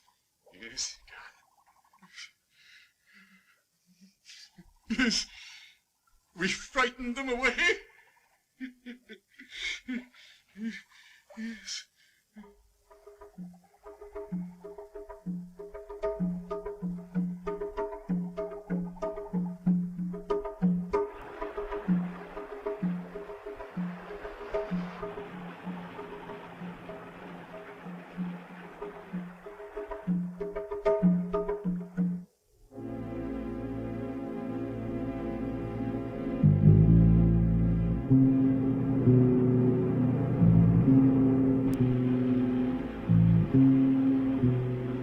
What's the matter?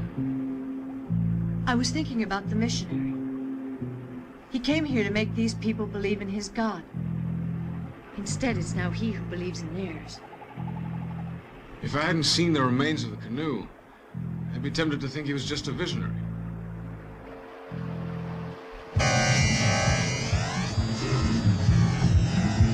Kruna! Kruna! Daniel!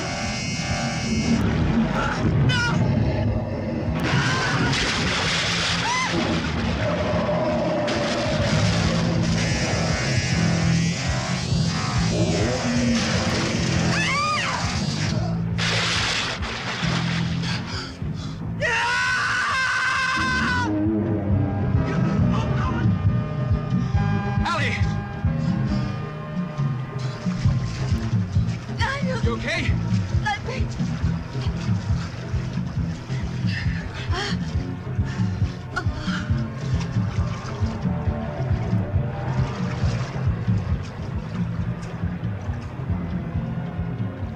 You know perfectly well, Ali, how dangerous it can be to go beyond the grounds of the hotel. That's why we have security.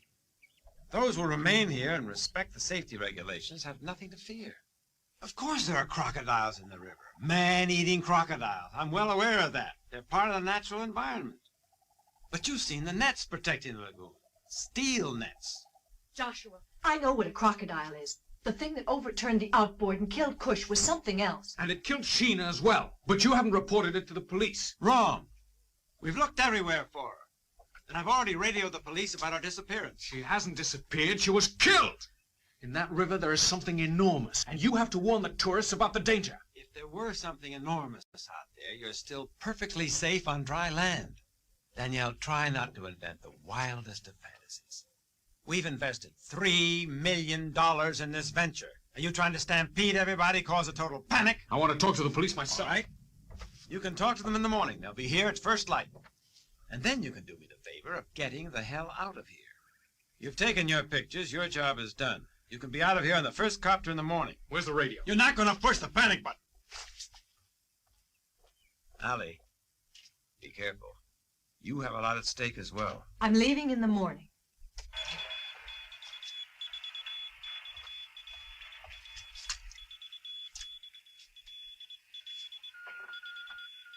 Hello. Hello. This is the Paradise House. Can you hear me? Emergency. Emergency. We're reading your Paradise House. Come in. I want to inform you that a girl has disappeared out here. It's already been reported. We're coming tomorrow to investigate. Okay, but I think that... What the hell do you think you're doing? No one's allowed in here. Get your hands off me. Straighten him out, Peter.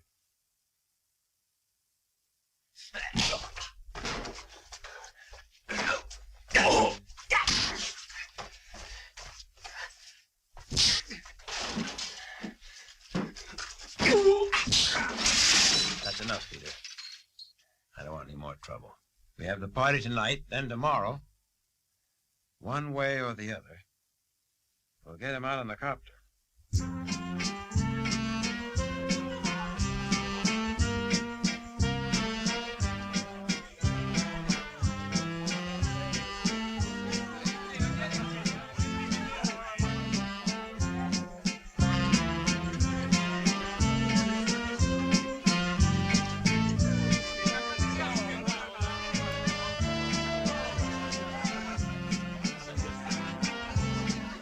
These are real dances in our days. In your days, I wasn't around. I'm sorry, I didn't mean it that way. I'm getting a little foggy.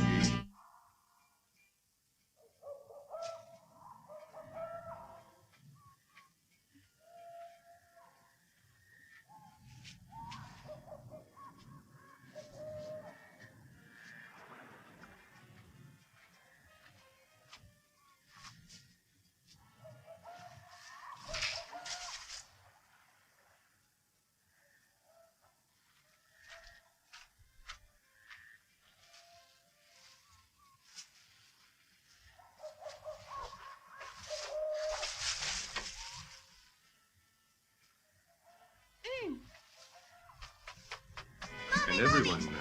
Excuse me.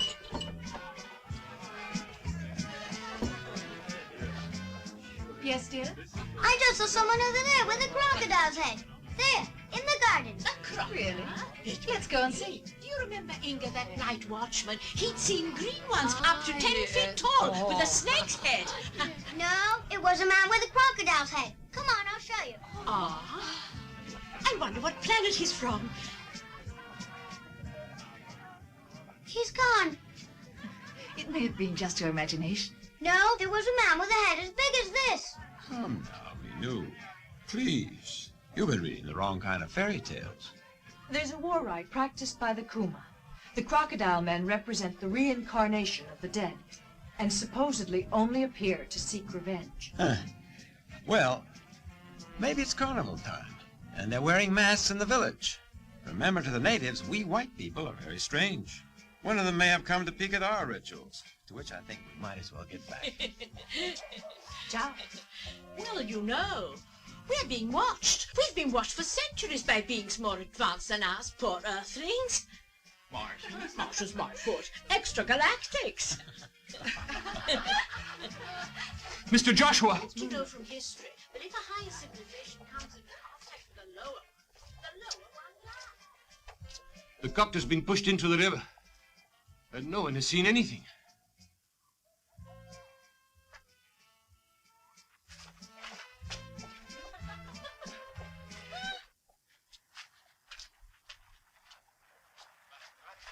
These ruts are deep. It took a lot of power to move that machine.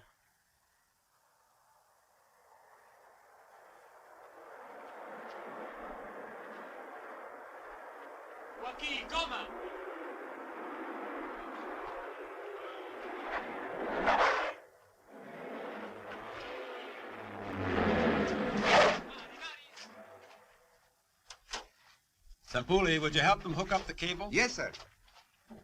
I'll have to stay under a while to hook up the other end. There's diving gear in here. Do you know how to use it? Yes, I do. Be careful. Remember, there are explosives in there. Is it dangerous to go into the water? At night time, the crocodiles are asleep in the mud. At least the well-brought-up ones are. Well, if it won't move, don't force it. Pump some air in there from the tanks. Float it up. Don't worry, I'll take care of it. It's better if you stay out of it. If it doesn't work, just anchor it down. We'll figure out a solution in the morning. Right? Why don't you go into the water? Danielle, I think you're getting a little overtrained.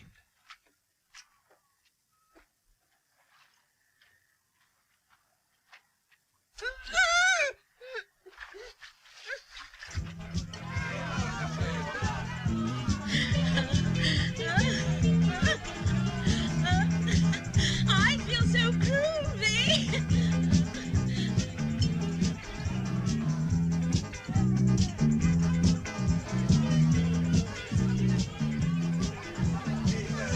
I want one of those apples. It's too early. You can have one later. You know the story of Adam and Eve, surely, my dear. Certainly. It was when God played his first dirty trick on man.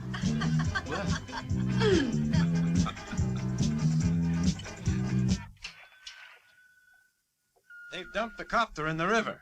Who? The Kumas? Who else? But why? They've always been our friends. They've always helped us. Yes, up until yesterday, when they suddenly evaporated, and ever since then, we've had nothing but trouble. Kruna, they believe he's risen again. Well, in any case, try to get the authorities.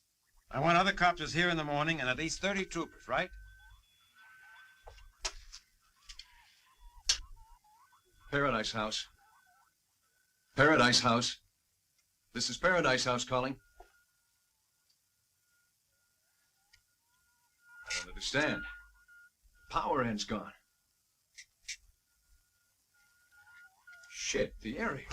What's wrong with it? Someone must have disconnected the thing. If you transmit without a load, you burn up the power transistors.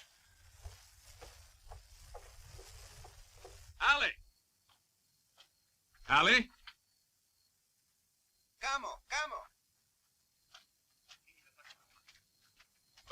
Maripe, voila. Have you seen Miss Allie? No, I didn't even know she was around.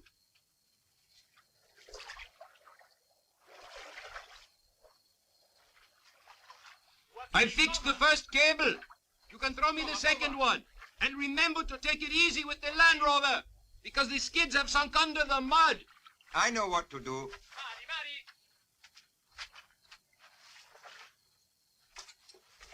Mari.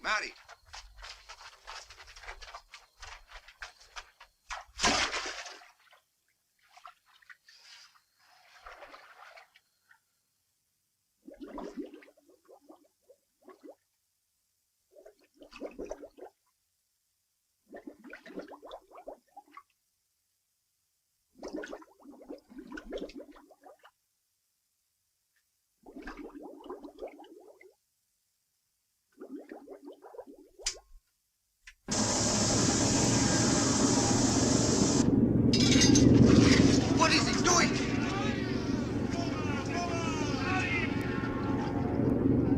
Someone, get over here, quick! Hold it!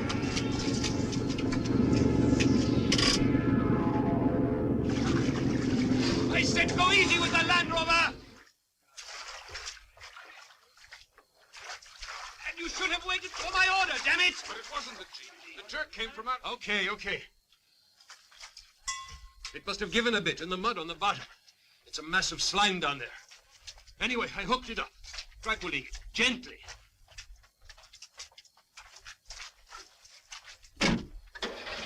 Low gear. Easy with the gas.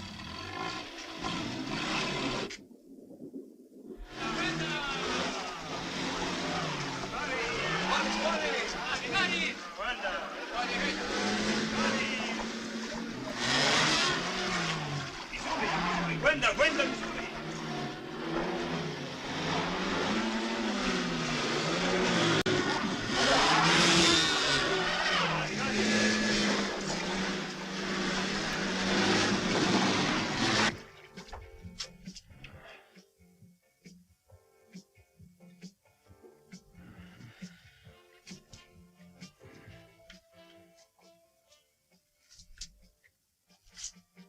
I knew it. God damn it. Someone destroyed the aerial and severed the cable.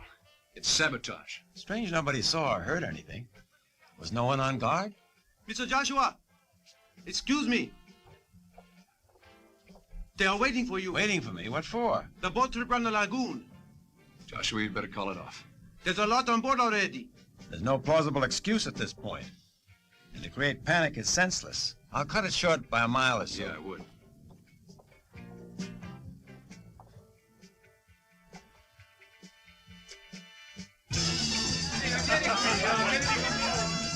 You know we're in the jungle. Here we have Tarzan's raft. It's more romantic than science fiction. How beautiful. Joshua! Joshua! Is Allie here? I haven't seen her. Didn't she come back with you before? No. Most probably she'll be in her room, sir. Come along, George. Don't waste time.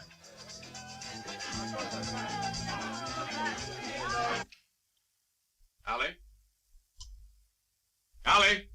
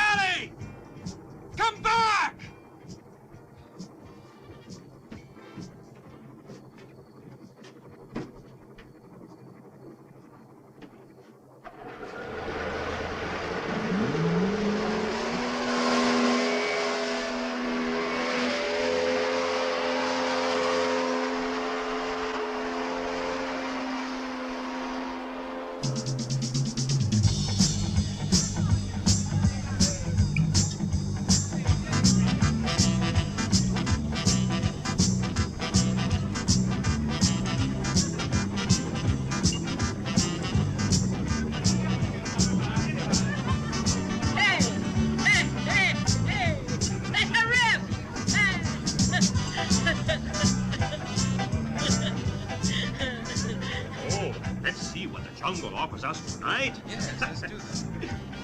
See that one? That's a rare monkey there for you, Mr. Johnson. Really rare monkey? I have an uncle in the army who could be his twin. See there? Yeah? Who does that remind you of? My cousin Mildred.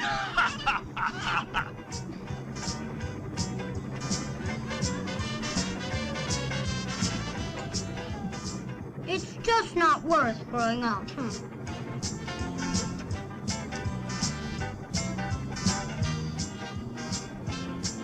Look at that.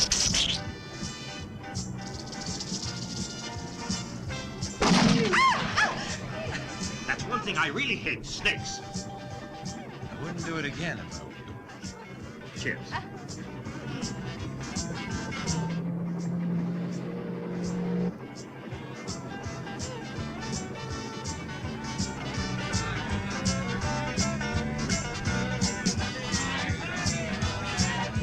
Hey, on the raft! Can you hear me? Hey, on the raft! Can you hear me? Daniel! Daniel! Hey!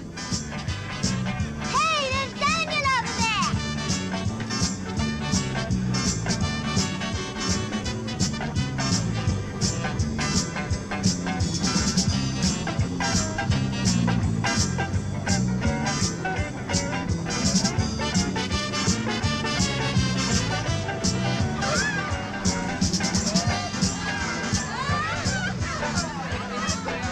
Come join the party! The Kumas have captured Ali!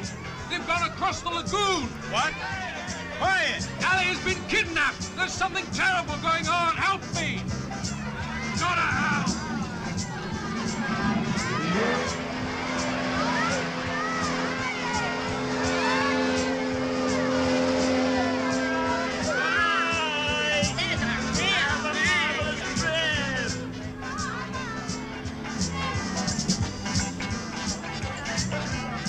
Bully! Yes? We have to go back. Yes, sir. Right away.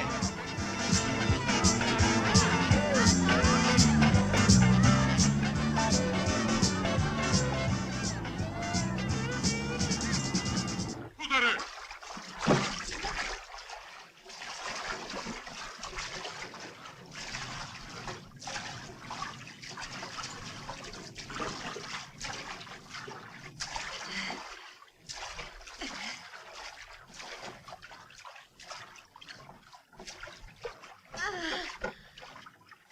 Help! Help! Help me!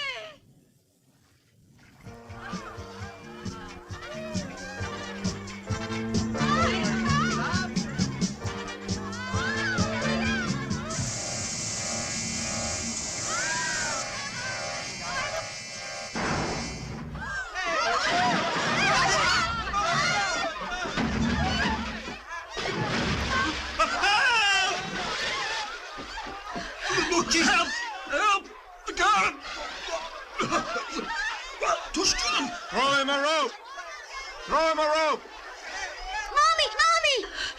Minnow! It's all right.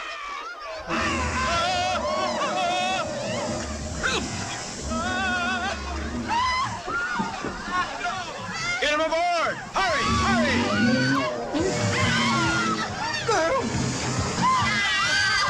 He's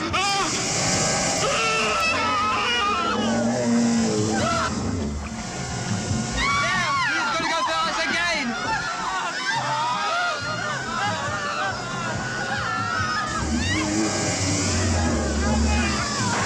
He's gonna go to the other side!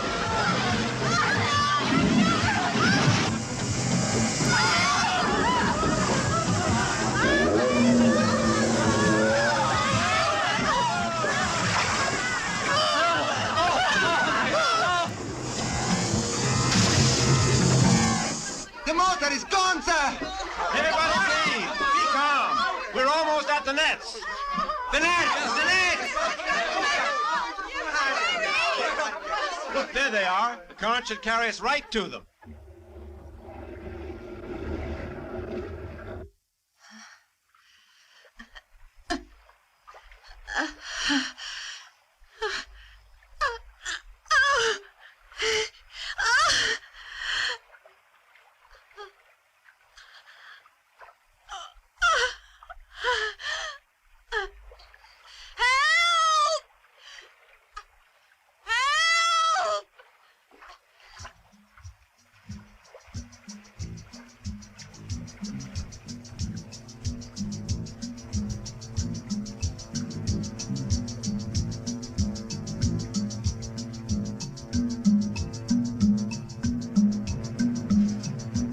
We'll never make it over those spikes, not with old people and children. She's right. It's too risky. What do we do? The outboard side there. That'll do it. I'll get it. Are you crazy? Come back here. Maurice! Maurice! Maurice! That kid's loony. Wait for me. Don't do it. Stay here. No! Don't move! Below! No!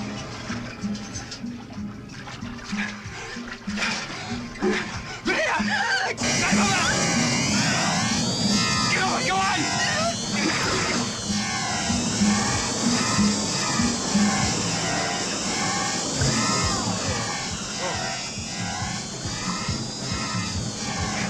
Swim!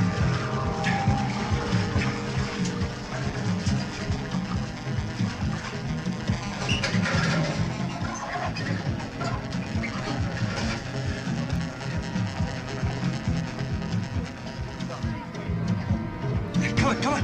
Take my hand. Come on. Help! Help! Quick, go to the hotel and ask for help. Okay.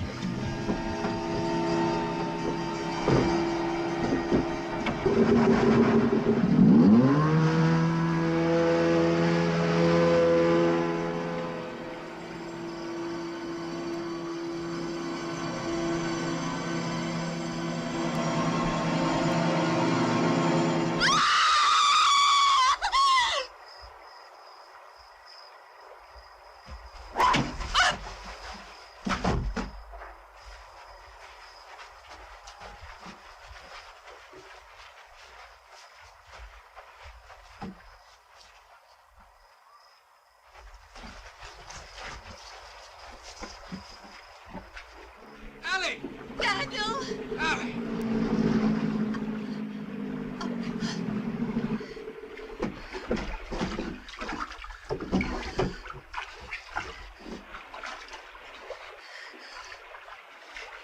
It's too damn slippery.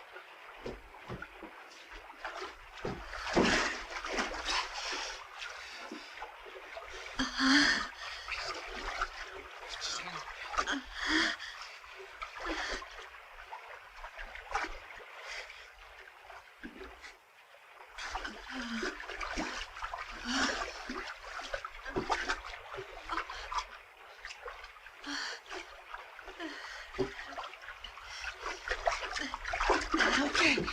Hurry. Boat!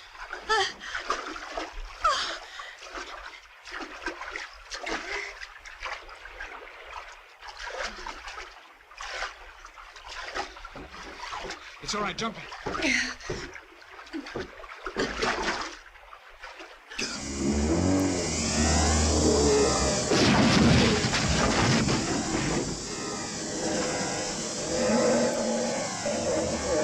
Get on the raft! Get on the raft! Go! Daniel! Take it. Take it. Please, hurry. Careful. It's gonna be all right. Older people first, I said. Come on. Come on. Once we're over the net, we'll be out of danger. The boat won't hold all of you. Take my arm. Let's go, James. Both of you can Billy, come on. Swim. What are you doing? Just a few yards. Hold on. Keep moving, but stay calm. Climb over. That's it. You'll be all right. Safe inside the net. Keep moving. Go ahead. It's all right. Go on, get in. Get across. No! No! Keep moving. Get over. Get over.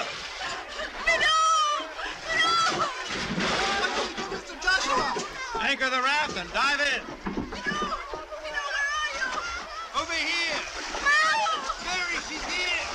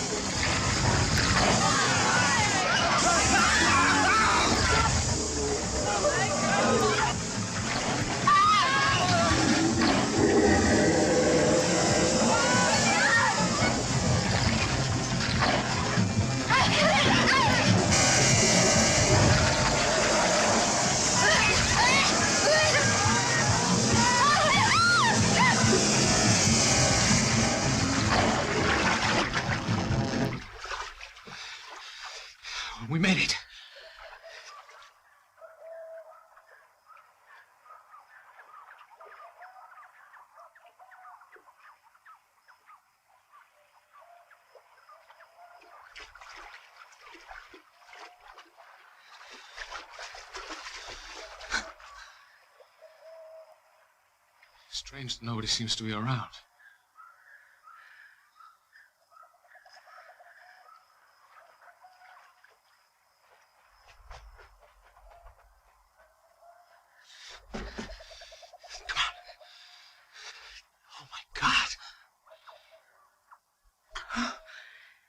They think the great god Kruna wants to punish them because they didn't oppose our presence. To drive him away, they must kill us. I was to be offered to him at dawn. We have to find the others. We can use the workman's van. Let's go.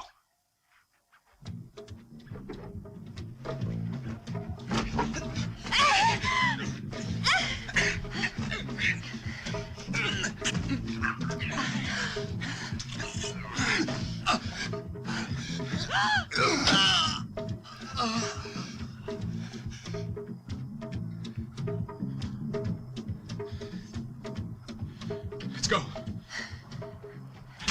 Daniel! Daniel! Daniel!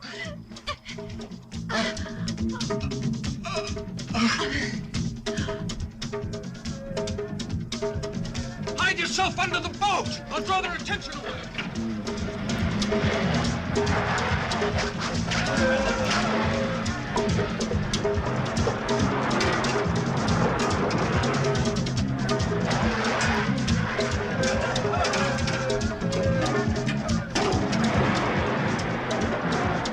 Come on out! Jump quick!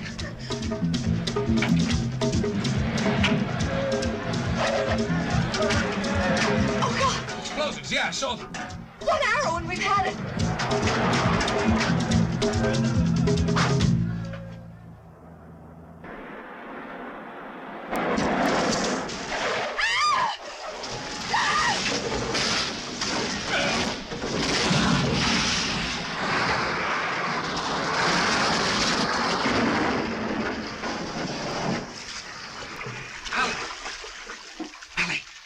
Come on!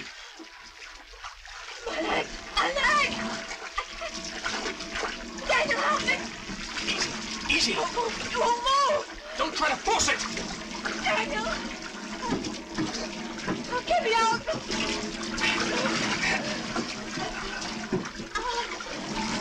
There should be some smoke near the back. Oh!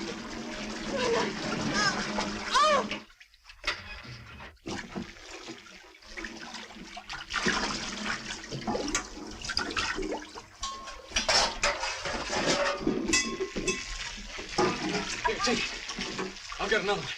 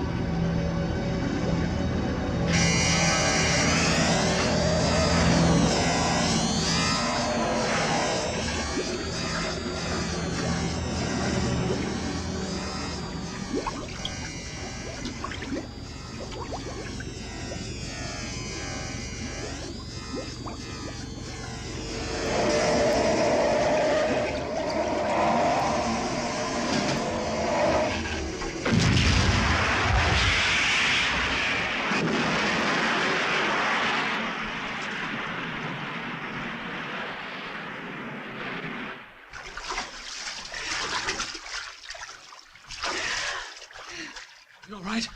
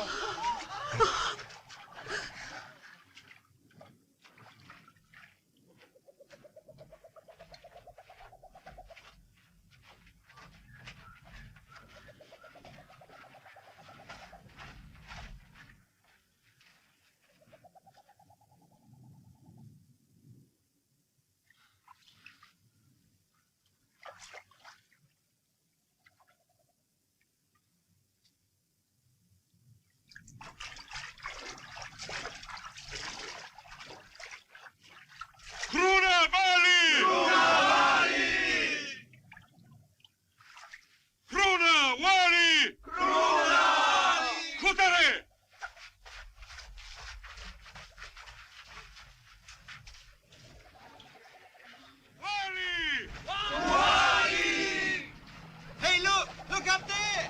Helicopter! We can go home! We're here! We're here!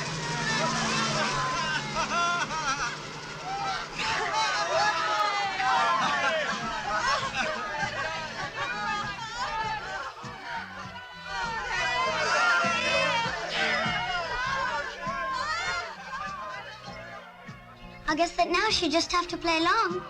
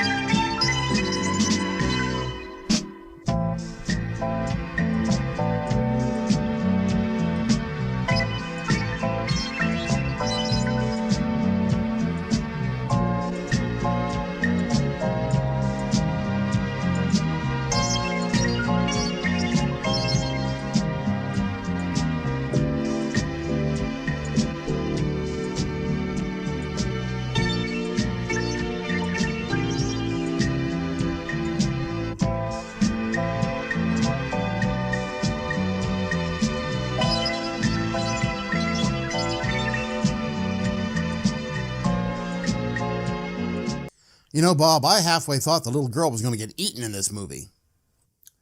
Hey there, I hope you enjoyed tonight's movie. I like to think that it was enjoyable. It was not accurate, amongst other things, but I do think it was a lot of fun.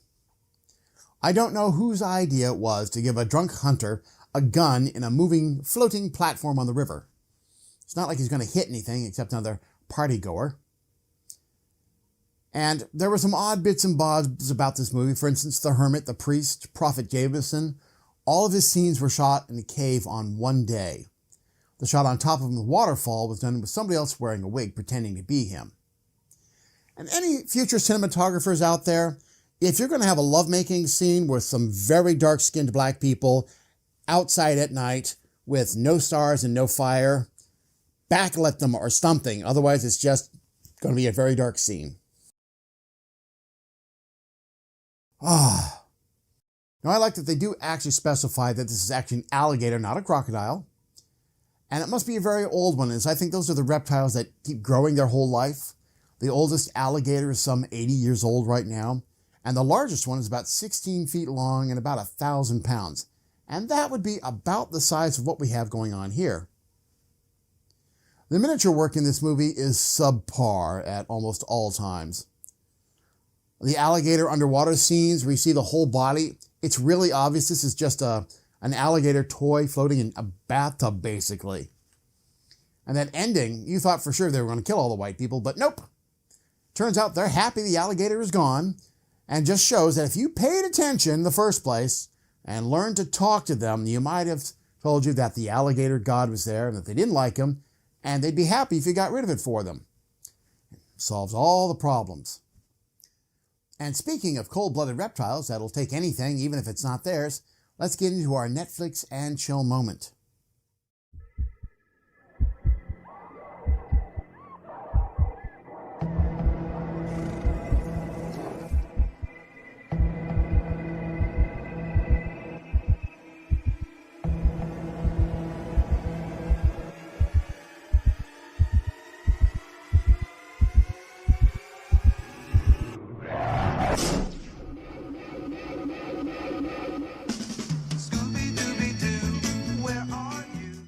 This week on Netflix and Chill, we have another underwater beastie with a huge appetite and bad dentition. That's only because it tries to take on Jason Statham in The Meg. This is about a group that is out hunting sharks, and they find out that megalodons are still alive and grumpy. There's some rather good special effects and some over-the-top acting, yes, but it's still an action-packed movie full of fun, so check it out, The Meg, on Netflix and Chill this week.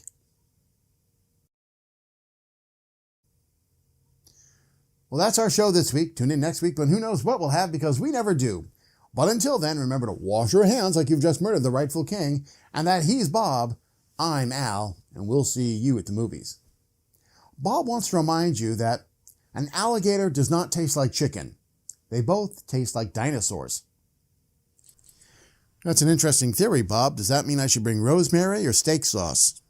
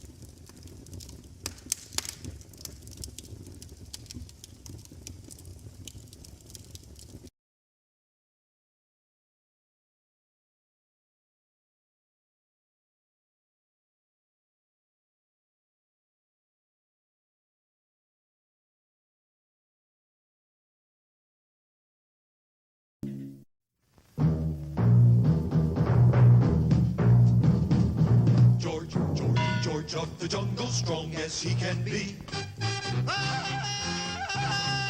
Watch out for that tree. George of the jungle lives a life that's free. Watch out for that tree. When he gets in the scrape, he makes his escape with the help of his friend, an 888. Then away he'll schlep on his elephant ship, while Fella and Ursula stay in step. Well, George of the jungle, friend to you and me. Watch out for that tree. Watch out for that tree.